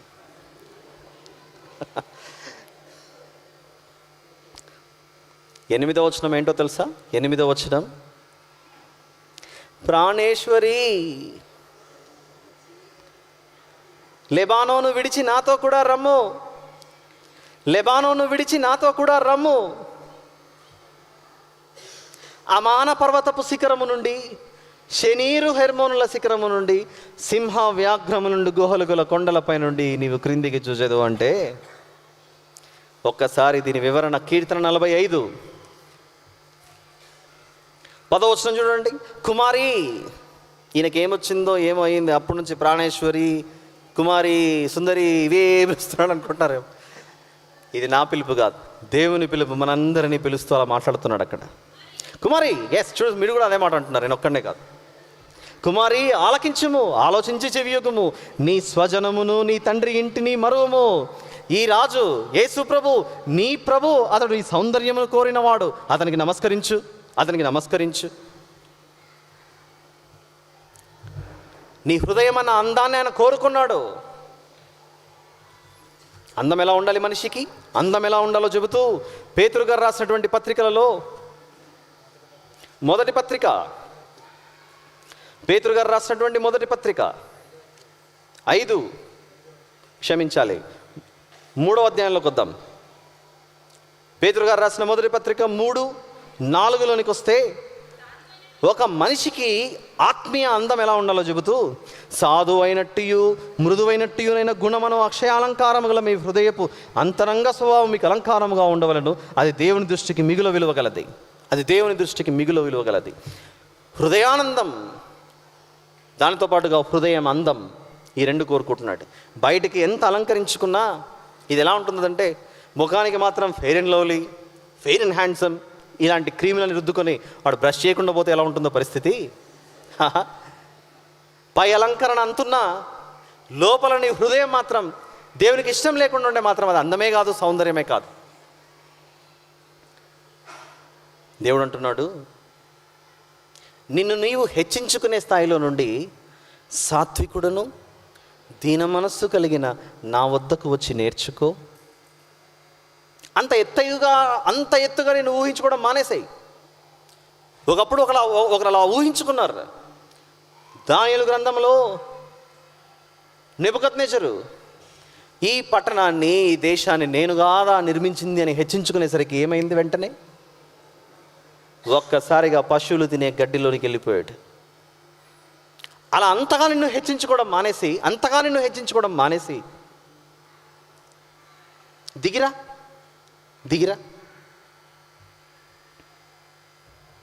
చూద్దామా? ఇంతకు అమాన పర్వతపు శిఖరము నుండి, షేనీరు హెర్మోనుల శిఖరము నుండి ఏంటో ఆ మాటకు అర్థం ఏంటో మనం ఒకసారి చూద్దాం. ద్వితీయోపదేశకాండము 3వ అధ్యాయం, ద్వితీయోపదేశకాండము 3:9. ద్వితీయోపదేశకాండం 3:9. సీదోనీయులైతే హెర్మోనును, సీదోను ప్రాంతం. ఆ మ్యాప్ చూపించండి కొంచెం ప్లీజ్. కంప్యూటర్ దగ్గర ఎవరు లేరా? ఆ మ్యాప్ అవసరం, ఇది అర్థం కావాలంటే. Where is Rajesh? Call him, somebody, anybody, ఎవరన్నా పిలవండి మా. ఆ మ్యాప్ మీకు అవసరం ఇప్పుడైతే. సీదోనీయులు హెర్మోనును షిర్యోన్ అని అందురు, అమోరీయులు దానిని షేనీర్ అని అందురు. దాన్నే షేనీరు హెర్మోనుల శిఖరము నుండి, అమాన పర్వతము నుండి అంటే ఇశ్రాయేలు దేశంలో ఉత్తర భాగాన కనబడతాయి. అయితే దేవుడు అంటున్నాడు సింహము వ్యాఘ్రము, అక్కడికి రండి, పరమగీతము 4:8, సింహ వ్యాఘ్రములుండు గుహలు గల, సింహ వ్యాఘ్రములుండు గుహలు గల కొండలపై నుండి నువ్వు క్రిందికి చూచెదవు. Okay, very good. నిన్న మీకు ప్రొజెక్టర్ పనిచేయలేదు కనుక ఒక ప్రాంతాన్ని నేను మీకు చూపించలేదు అని చెప్పేసి క్లోజ్ చేశాను. ఇప్పుడు అది ఆ మ్యాప్ ఓపెన్ చేశాడు. రెడ్ కలర్లో ప్లెయిన్ ఆఫ్ షారోన్ అని చూసారా? Plain of Sharon. నిన్న 2వ అధ్యాయాన్ని మీకు చెబుతూ, 2వ అధ్యాయమేనా? కరెక్ట్. 2వ అధ్యాయంలో నేను షారోను పొలంలో పోయి పుష్పం వంటి దానను అని చెప్పిండేది. ప్లెయిన్ ఆఫ్ షారోన్ అంటే ఆ ప్రాంతం అంతా షారోను ప్రాంతం, అది ఇశ్రాయేలు దేశం. ఆ ప్లెయిన్ ఆఫ్ షారోన్లో కొంచెం పైకి వెళ్తే మౌంట్ కర్మెల్, నజరేత్, గలిలీ, కాపెర్నహూమ్ అవన్నీ కనబడుతున్నాయి చూసారా మీకు? ఇంకా వెళ్తుందా మ్యాప్ ఇది? ఇంతే లాస్టా? పైకి వెళ్ళాలి, ఇంకా కొంచెం పైకి వెళ్ళాలి. అలాగే నెక్స్ట్ మ్యాప్ ఉంచి ఈరోజు చూపించిన మ్యాప్ చూపించమ్మా. ఈరోజు చూపించిన మ్యాప్, నాట్ దిస్ వన్, ఇది కాదు. ఈరోజు ఒక మ్యాప్ చూపించాము, ఇదే. పైకి రా. మీకు అక్కడ కింగ్డమ్ ఆఫ్ ఇజ్రాయెల్ కరెక్ట్గా మౌస్ పాయింటర్ పెట్టారు చూడండి. కొంచెం అలానే మౌస్ పాయింటర్ని పైకి తీసుకెళ్ళమా, పైకి తీసుకెళ్ళు, అలానే ఇంకొంచెం పైకి తీసుకెళ్ళు, స్ట్రైట్గా. అక్కడ సీదోన్ అని కనబడింది చూసారా? సీదోన్. ఆ సీదోన్కి కుడివైపున మీకు డమస్కస్ అని కనబడుతుంది. డమస్కస్ సిరియా దేశం, దమస్కు. ఈ 2 ప్రాంతాలలో దేవుడు అంటున్నాడు, పరమగీతము 4:8, లెబానోను విడిచి నాతో కూడా రమ్ము అని అంటే మీకు కనపడుతున్న ఆ సీదోను ప్రాంతంలో ఉన్నటువంటి భూభాగంలో ఉన్నదే లెబానోను ప్రాంతం. దాని కింద, దానికి రైట్ సైడ్లో ఉన్నటువంటి ఈ భాగాలన్నీ అమాన పర్వతపు శిఖరముల నుండి, షెనీరు హెర్మోనుల శిఖరము నుండి కిందికి చూడు అని అంటే కిందికి చూస్తే ఏం కనపడుతుంది? యెరూషలేం కనపడుతుంది కింద ఎల్లో కలర్లో. ఇంకా కింద కింగ్డమ్ ఆఫ్ ఇజ్రాయెల్ కింద అలానే ఎల్లో కలర్లో ఉన్నటువంటి ప్రాంతం, అక్కడ జెరూసలేం కనబడి చూడండి. నువ్వు కొంచెం దిగి యెరూషలేం దగ్గరికి రా అని పిలుస్తున్నాడు అక్కడ. ఎందుకు అనంటే సింహ వ్యాఘ్రము నుండి గుహలు గల కొండలపై నుండి నువ్వు క్రిందికి రా. ఎవరై సింహం? పేతురు గారు రాసినటువంటి మొదటి పత్రిక 5వ అధ్యాయం, పేతురు గారు రాసిన మొదటి పత్రిక 5:8 వచనంలో, నిబ్బరమైన బుద్ధి గలవారై మెలకువగా ఉండుడి, మీ విరోధి అయిన అపవాది గర్జించు సింహం వలన ఎవరిని మిరింగుదునా అని వెదకుచు తిరుగుచున్నాడు. ఆ స్వరం కొందరికి అర్థమైంది, కొందరికి అర్థం కాలేదు. అలా కొందరికి అర్థం కాకపోయేసరికి వాళ్ళు అలానే సింహం చేతులు నోట్లోకి వెళ్ళిపోయారు. మరికొందరు యెషయా గ్రంథం 2:2లో అంత్యదినములలో పర్వతములపైన యెహోవా మందిర పర్వత శిఖరమున స్థిరపరచబడి కొండల కంటే ఎత్తుగా ఎత్తబడును, ప్రవాహము వచ్చినట్లు సమస్త నిజనులు దానిలోనికి వచ్చెదరు. బై ద వే, పరమగీతంలో 4:8లో సింహ వ్యాఘ్రము అని ఉపయోగించాడు చూసారా? సింహం అంటే సింహం ఈజీగా మనకు అర్థమవుతుంది, కానీ వ్యాఘ్రము అని అంటే ఇంగ్లీష్ మీడియం చదువుకునే వాళ్ళకి అర్థం కావడం చాలా కష్టమేది. వ్యాఘ్రము ఈజ్ నథింగ్ బట్ టైగర్, పులి. తెలుసుగా, పెద్దవాళ్ళకి తెలిసే ఉంటుంది. తెలియని వాళ్ళు కూడా ఉండారన్న ఉద్దేశంతో చెబుతున్న మాట ఇది. వాడు అలా తీసుకొని వెళ్ళిపోతాడు, వాడి నోట్ల నుంచి వచ్చేయి అని పిలుస్తున్నాడు అక్కడ. ఎలా వెళ్ళిపోతాడు వాడి దగ్గరికి? వాడు ఎవరోని తీసుకెళ్తాడు? సింహానికి పులికి ఉన్నటువంటి ఒక లక్షణం ఏంటంటే, అడవిలో తిరుగుతున్నాం అనుకో, బాగా రిచ్ పర్సన్, వాడు డబ్బున్నాడు కదా అని వదిలిపెట్టావు, బీదోడు కదా అని వదిలిపెట్టావు. సింహము కనపడితే అది పేదోడైనా, బీదోడైనా, ధనికుడైనా, సామాన్యుడైనా, సంపన్నుడైనా అదన్ని పట్టుకొని తినేస్తుంది. దానికి తెలియదు ఆ డిఫరెన్స్. కానీ సాతాను పరిస్థితి ఏంటంటే వాడు కూడా అంతే. క్రూర మృగాలు ఎలానో ఆ దుష్ట మృగమైనటువంటి సాతాను కూడా యెషయా గ్రంథం 5:14లో వాడు తీసుకొని వెళ్ళిపోతున్నాడు. ఎక్కడికి? పాతాళము గొప్ప ఆశ పెట్టుకుని అపరిమితముగా తన నోరు తెరిచినప్పుడు అందులోనికి గనులు, సామాన్యులు, ఘోష చేయువారు, హర్షించువారు అందరూ పడిపోతారు. వాడి చేతుల నుంచి వచ్చేసే బయటికి, వాడి చేతుల నుంచి వచ్చేసే. దేవుడు పిలుస్తున్నాడు, రమ్మంటున్నాడు. ఇకపోతే 9వ వచనం, 4:9, పరమగీతము 4:9. నా సహోదరి ప్రాణేశ్వరి, నీవు నా హృదయమును వశపరచుకుంటివి, ఒక చూపుతో నా హృదయమును వశపరచుకుంటివి, నీ హారములలో ఒకదాని చేత నన్ను వశపరచుకుంటివి. సహోదరి ప్రాణేశ్వరి. అది 10వ వచనం. ఒక మాట చెప్తాను, ఆలోచించండి. మీరు కూడా ఈ డైరెక్షన్లో ఆలోచిస్తే ఈ పుస్తకం అర్థం కావడానికి మీకు చాలా ఈజీగా ఉంటుంది. ఒకే ఒక్క చూపుతో యేసు ప్రభువుని ఆకట్టుకున్న వాళ్ళు ఎవరైనా ఉన్నారా?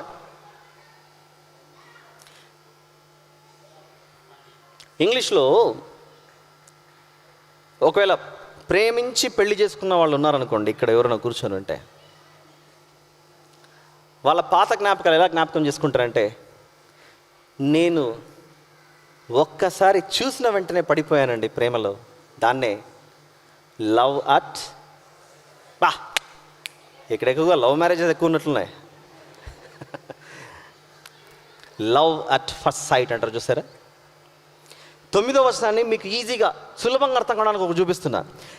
నా సహోదరి ప్రాణేశ్వరి, నీవు నా హృదయమును వశపరచుకుంటివి, ఒక చూపుతో నా హృదయమును వశపరచుకుంటివి, నీ హారములలో ఒకదాని చేత నన్ను వశపరచుకుంటివి. ఈ వచనం లోపలికి వెళ్ళే ముందు ఒక చిన్న మరొక క్లూ ఇస్తాను. స్టార్టింగ్లో సహోదరి అని పిలుస్తున్నాడు, సిస్టర్ అని పిలుస్తున్నాడు, వెంటనే ప్రాణేశ్వరి అని పిలుస్తున్నాడు. ఇది ఎలా సాధ్యం? సిస్టరే ప్రాణేశ్వరి, ప్రాణేశ్వరి సిస్టరేనా? అది కూడా మీకు ఇవ్వాలి కదా క్లారిఫికేషన్. అది ఇవ్వకపోతే ప్రాబ్లం అవుతుంది. దేవుడే చెప్పాడుగా చెల్లెలను అక్కను మ్యారేజ్ చేసుకోవద్దని, చెల్లిని అక్కను వివాహం ఆడొద్దని దేవుడే చెప్పి పరమగీతాల్లో my sister, my beloved, my lover అని పిలుస్తుంటే అది ఏమైనా న్యాయమా అని మీకు వస్తుంది కనుక దేవుని దృష్టిలో సహోదరి ప్రాణేశ్వరి అంటే ఏంటో చూద్దాం. ఒకసారి చూసి అక్కడికి వద్దాం, లవ్ వాస్ ఫస్ట్ సైట్లోకి వద్దాం.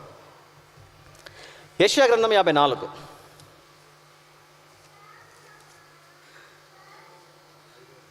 యెషయా గ్రంథం 54లో నేను సృష్టించిన వాడు నీకు భర్త అయి ఉన్నాడు. ఈ సందర్భాన్ని బట్టి మనం ఆయనకు ప్రాణేశ్వరి అయ్యాం. మరి సిస్టర్ ఎలా అయ్యాం?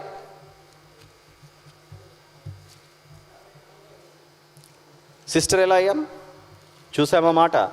నా తండ్రి చిత్తము చొప్పున జరిగించువాడే నా తల్లియు, నా సహోదరుడును, నా సహోదరి. అక్కడ మీకు సిస్టర్ దొరికిపోయింది. మార్కు సువార్త 3:35.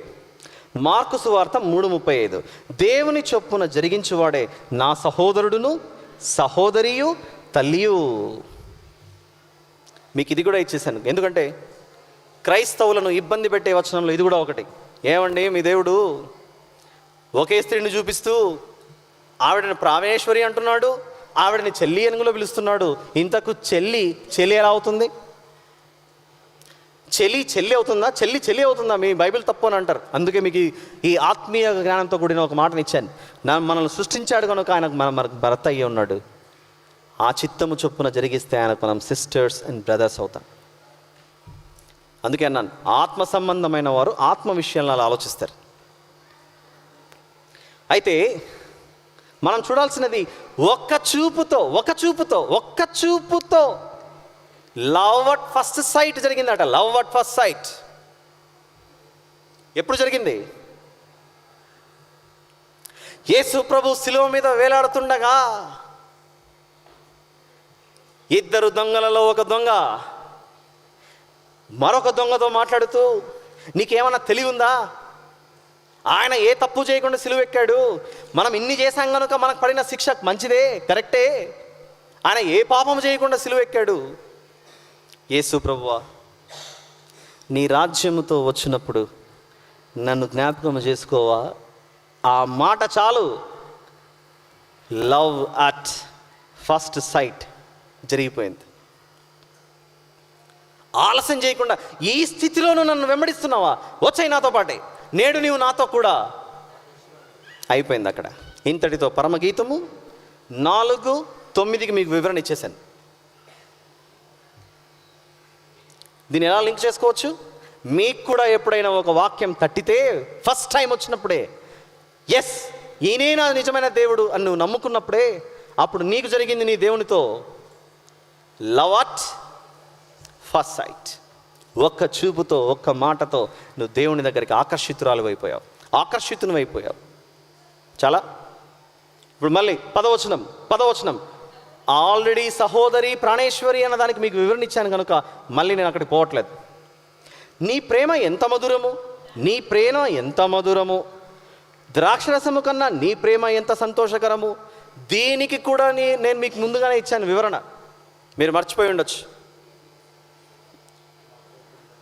పరమగీతం 1వ అధ్యాయం 2-3 వచనాలు చూడండి. 2వ వచనం ఒకటి చూడండి. పరమగీతము 1వ అధ్యాయం 2వ వచనం. నీ ప్రేమ ద్రాక్షరసము కన్నా మధురము, నీవు పూసుకొను పరిమళ తైలము సువాసన గలది అన్నదాన్నే పరమగీతము 4:10లో నీ ప్రేమ ఎంత మధురము, ద్రాక్షరసము కన్నా నీ ప్రేమ ఎంత మధురము, నీవు పూసుకొని పరిమళ తైలముల వాసన సకల గంధ వర్గముల కన్నా సంతోషకరము. ఆల్రెడీ పరమగీతము 1:2-3లో నేను మీకు వివరణ ఇచ్చాను కనుక అది ఎలాగో రికార్డ్ అయింది కనుక దాంట్లోంచి వినండి ఈ కాంబినేషన్. అయితే అక్కడ లేనిది ఇక్కడ ఉన్నది ఒక చిన్ని ఎక్స్ప్లెనేషన్ ఇచ్చేసి మనం ముందుకు వెళ్ళిపోదాం. గలతీ 5:22లో, గలతీలకు రాసిన పత్రిక 5:22లో ఆత్మఫలములు ఏవనగా అని ఆత్మఫలాలను వివరిస్తాడు. ఆ ఆత్మఫలాలను మనం కలిగి ఉంటే దేవుడు అంటున్నాడు, నీవు పూసుకొని పరిమళ తైలముల వాసన సకల గంధవర్గముల కన్నా నాకెంతో సంతోషం. ఇకపోతే ఆలస్యం చేయకుండా 4:11లోకి వెళ్ళిపోతున్నాను. 4:11 ప్రాణేశ్వరి నీ పెదవులు తేనీయలకు చిన్నట్టున్నవి, నీ జిహ్వ క్రింద మధు క్షీరములు కలవు, నీ వస్త్రముల సువాసన లెబానోను సువాసన వలెనున్నది. దీనికి సంబంధించి సామెతలు 16:24 ఇంపైన మాటలు తెనపట్టు వంటివి, అవి ప్రాణమునకు మధురమైనవి, ఎముకలకు ఆరోగ్యకరమైనవి. దాన్నే నీ జిహ్వ క్రింద మధుర క్షీరములు కలవు, నీ వస్త్రముల సువాసన లెబానోను సువాసన వలె ఉన్నది. హోషేయ గ్రంథం 14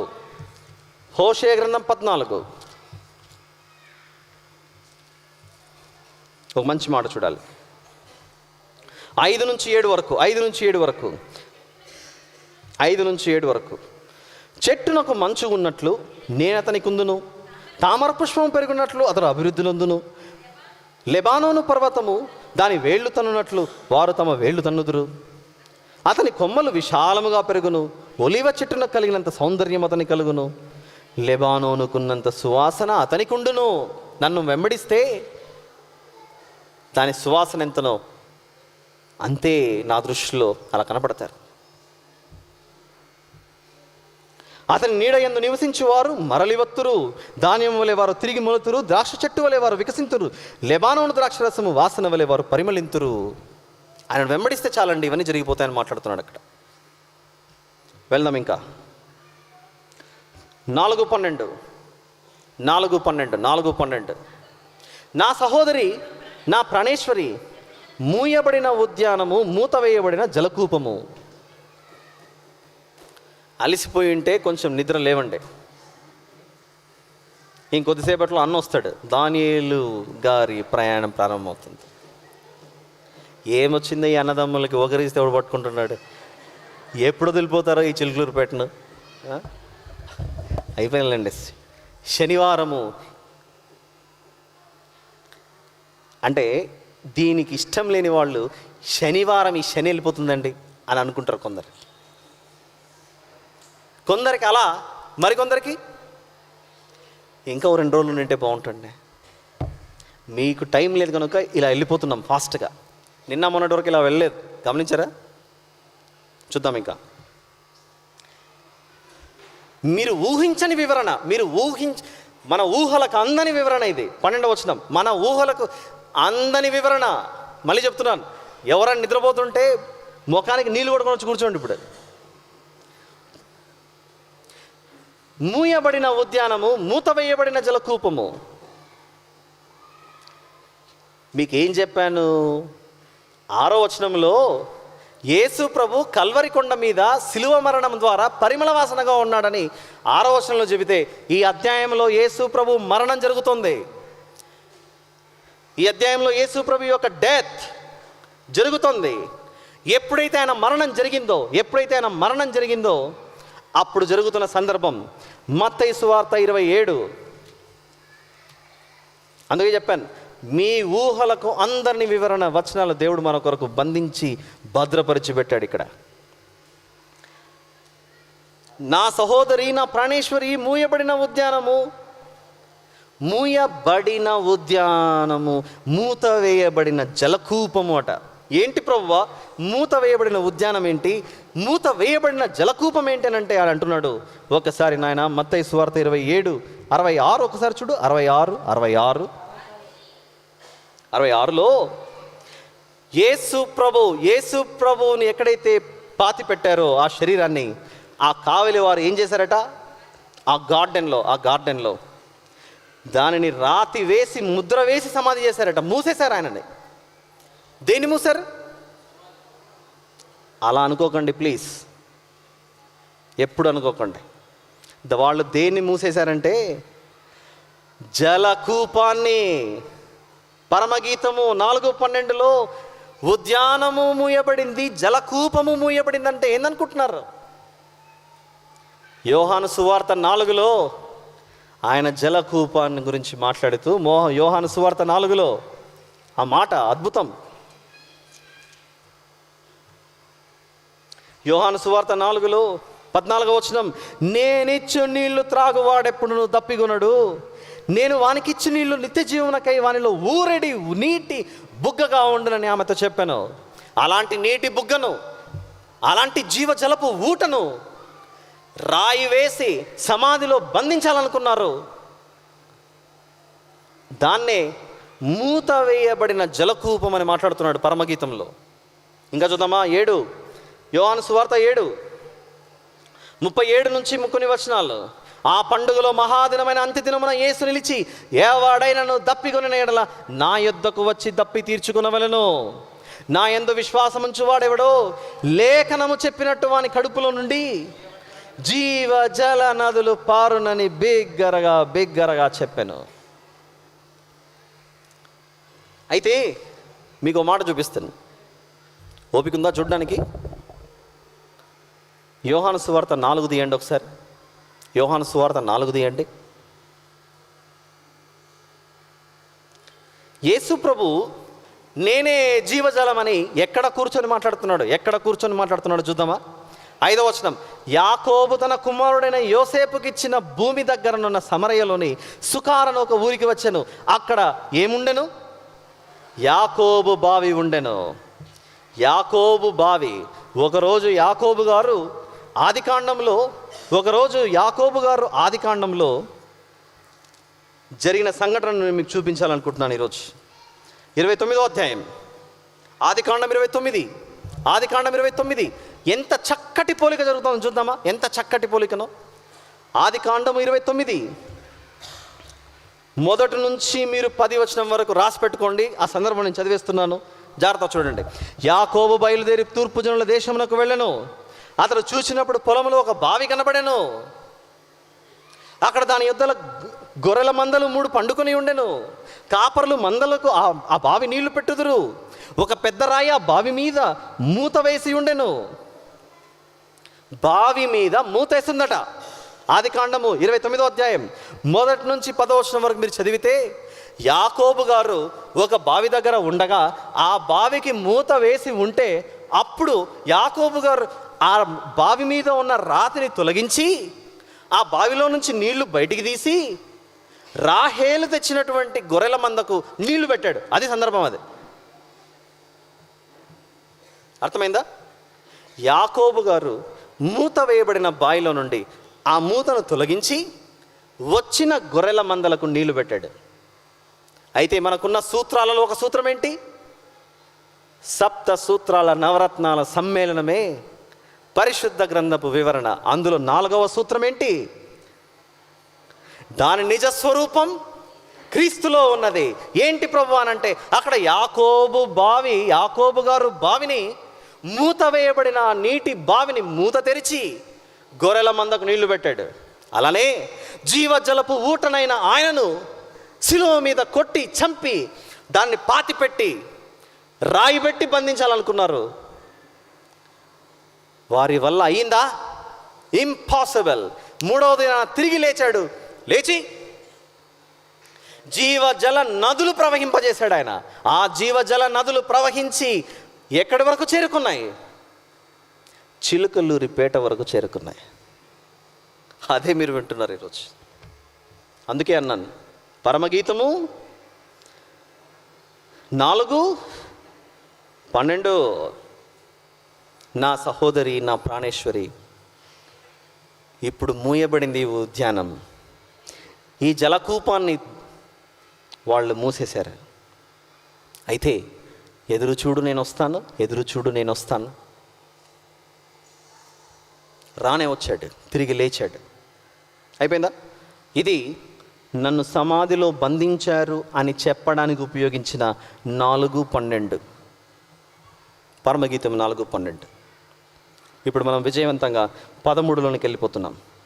నీ చిగురులు దాడిమ వనము, వింతైన శ్రేష్ఠ ఫలవృక్షములు, కర్పూర వృక్షములు, జటామాంసి వృక్షములు.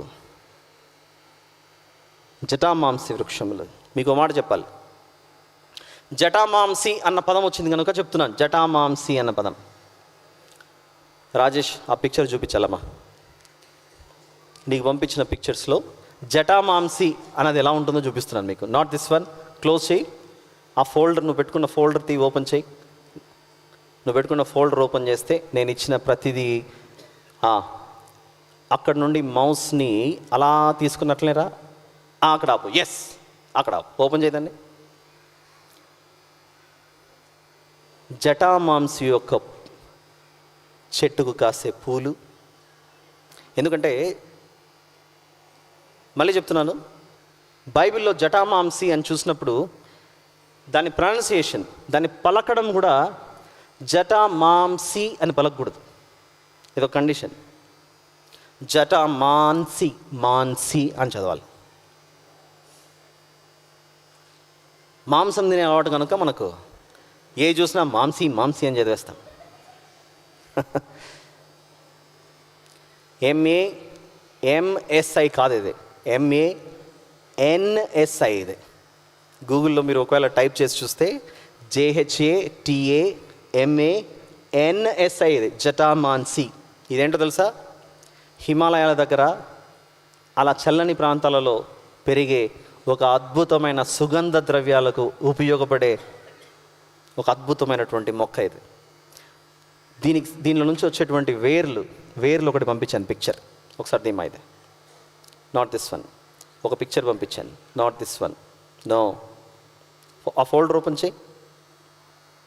నేను పంపించిన దాంట్లో కొన్ని రూట్స్ ఉన్నాయి. నో, నువ్వు సేవ్ చేసుకోలేదనుకుంటా.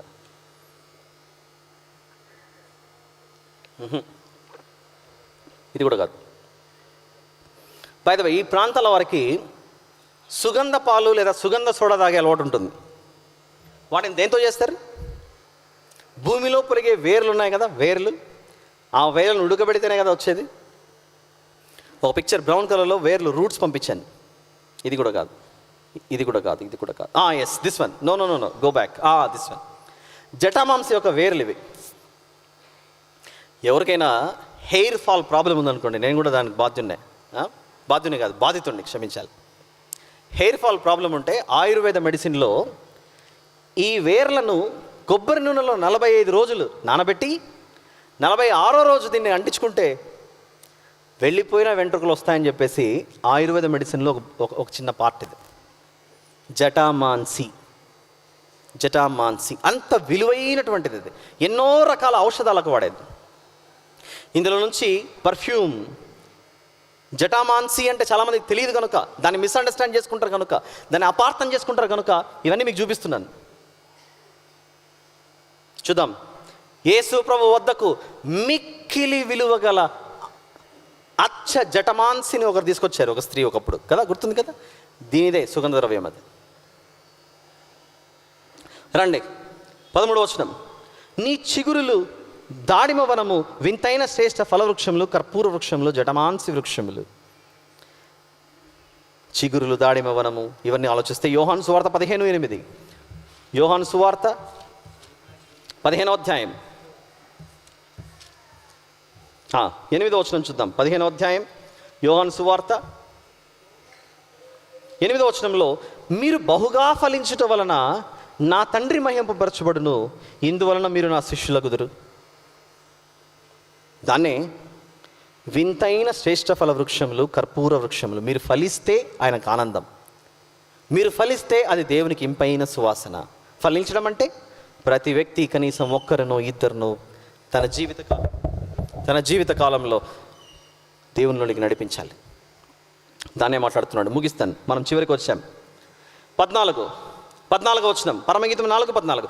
జటామాంసియు, కుంకుమయు, నిమ్మగడ్డియు, లవంగ పట్టయు, వివిధమైన పరిమళ తైల వృక్షములు, గోపరసమును, అగరు వృక్షములు, నానావిధ శ్రేష్ఠ పరిమళ ద్రవ్యములు. నీ చిగురుల గురించి మాట్లాడుతూ, నువ్వు నన్ను ప్రకటించు, నీ విషయంలో నేను అంత ఆనందిస్తాను. నీవు ఫలించు, 10 మందిని ఫలింపచేయి. నువ్వు నాకు సుగంధ ద్రవ్యముగా, పరిమళ వాసనగా నువ్వు మారాలి. అంతే కదా, ఎఫెసీయులకు రాసిన పత్రిక 5:2లో క్రీస్తు మన కొరకు పరిమళ వాసనగా అర్పించుకున్నట్లుగా మనం కూడా ఆయనకు అప్పగించుకోవాలని మాట్లాడుతున్నాడు. అప్పుడు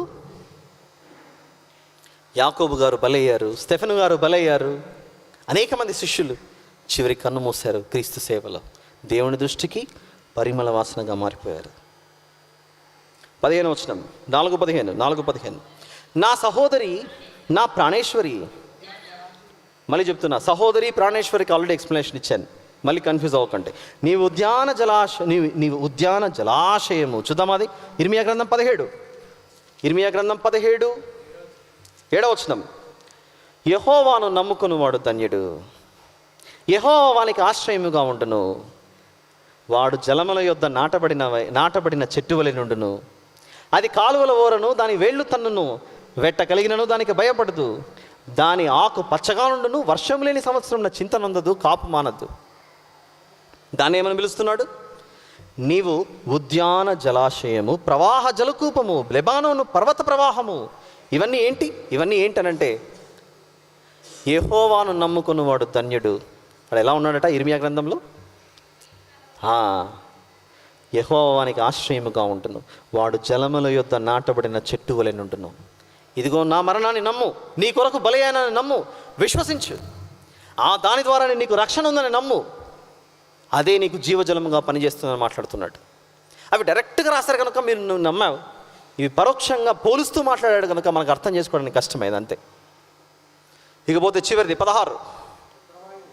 ఉత్తర వాయువు ఎతించుము, దక్షిణ వాయువు ఏం చేయము, నా ఉద్యానవనము మీద విసురుడి, దాని పరిమళములు వ్యాపింపజేయుడి, నా ప్రియుడు తన ఉద్యానవనకు వేం చేయును గాక. అయితే దీనికి మంచి రెఫరెన్స్ మీకు చూపించాలి. ఇదే పరమగీతము 2:16 చూడండి. 2:16. నా ప్రియుడు నావాడు, నేను అతని దానను, పద్మములున్న చోట అతడు మందను మేపుచున్నాడు.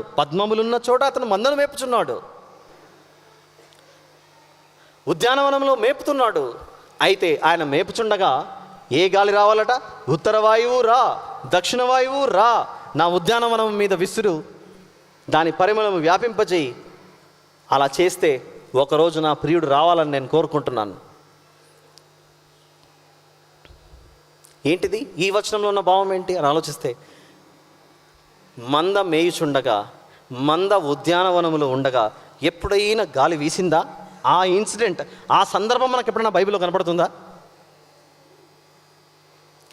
మంద అంటే గొర్రెల మంద, గొర్రెల కాపరి కాస్తున్న చోట కూర్చొని ఉన్నారు. అయితే కాపరి లేడు, ఇక్కడ ప్రస్తుతానికి లేడు, చనిపోయాడు. ఇక్కడ సందర్భంలో నా ప్రభువుని నేను చూడాలి అన్న ఆశతో ఎదురు చూస్తున్నప్పుడు ఈ ప్రియురాలు, ఈ భక్తురాలు ప్రార్థన చేసింది, గాలి త్వరగా రా, ఆయన చెప్పిన మాట నెరవేర్చు అన్నప్పుడు బలమైన గాలితో అపోస్తలుల కార్యంలో 2వ అధ్యాయంలో పెంతెకోస్తను పండుగ దినాన పరిశుద్ధాత్మ దేవుడు దిగి వచ్చినప్పుడు ప్రకటించినదే అందరూ కలిసి వేరువేరు భాషలతో ఏం ప్రకటించారు? నా ప్రియుడు తన ఉద్యానవనముకు వేంచేయునుగాక, త్వరగా రావాలి అని. మీరు సిలువేసి చంపినటువంటి ఆయనే వెళ్ళిపోయాడు. అయితే వెళ్ళిపోతూ రమ్ము అని చెప్పాడు. మనము ఆయన రమ్మని చెప్పాలి. చూద్దాం ఆ మాట. అపోస్తలుల కార్యములు 2:1-4 పెంతెకోస్తు పండుగ దినాన అందరూ ఒక చోట ఉద్యానవనంలో ఉన్నారు, ప్రార్థన చేస్తూ దేవునిలో ఉన్నారు. అప్పుడు ఏమైంది? వేగముగా వీచు బలమైన గాలి వంటి ఒక ధ్వని ఆకాశము నుండి అకస్మాత్తుగా వారు కూర్చుండి ఉన్న ఇల్లంతయు నుండెను. మరియు అగ్ని జ్వాలల వంటి నాలుకలు విభాగింపబడినట్టుగా వారికి కనబడి వారిలో ఒక్కొక్కరి మీద రాలగా అందరూ పరిశుద్ధాత్మతో నిండిన వారై ఆత్మ వారికి వాక్శక్తి అలంకరించిన కొలది అన్య భాషలతో మాట్లాడసాగిరి. దేని గురించి మాట్లాడారు? మీ ఇంట్లో అందరు బాగున్నారా? ఏం తిన్నారు? పప్పు తిన్నారా? సాంబార్ తిన్నారా అడిగారా? దేని గురించి మాట్లాడారు అక్కడ? మీరు సిలువేసి కొట్టి చంపినటువంటి ఆయనే చనిపోయాడు, సమాధి చేయబడ్డాడు, తిరిగి లేచాడు. దానికి మేము సాక్షులం. ఆయన మళ్ళీ వస్తాడు. మేమందరము ఒకటే కోరుకుంటున్నాం, నా ప్రభువు మళ్ళీ రావాలని. ఈ మాటలు వింటున్న మీరు కూడా ప్రభువు రావాలని కోరుకోండి అని చెప్పి అపోస్తలుల కార్యములు 2లో పరిశుద్ధాత్మ దేవుడు దిగినప్పుడు జరుగుతున్న సందర్భమే పరమగీతము 2:16లో గాలి, ఉత్తర వాయువు, దక్షిణ వాయువు వచ్చేయి, నా ఉద్యానవనం మీద అలా విసురు. నా ప్రియుడు వెళ్ళిపోయాడు. అపోస్తలుల కార్యముల 1వ అధ్యాయంలో ఆయన వస్తే బాగుంటుందని నేను కోరుకుంటున్నాను. మేము ఆయన లేకుండా ఉండలేకపోతున్నాం. ఆ భక్తులందరూ యేసు ప్రభు మరణించినప్పుడు గదుల్లో కూర్చొని ప్రార్థన చేస్తున్నారు, నా ప్రభువును చంపేశారే అని. మరి సమాధిలోనికి వెళ్ళిపోయాడు. ఈ 4వ అధ్యాయంలో సమాధిలోనికి వెళ్ళిపోయిన యేసు ప్రభు వస్తాడా? వచ్చేసాడు, అది మనకు తెలుసు ఆ విషయం. అయితే పరమగీతాలలో ఎలా వస్తున్నాడు, వచ్చిన తర్వాత ఏం చేస్తున్నాడు, ఇవన్నీ తెలుసుకోవాలనుకుంటే రేపు కలుద్దాం. Thank you very much. ప్రార్థన చేసుకుందాం.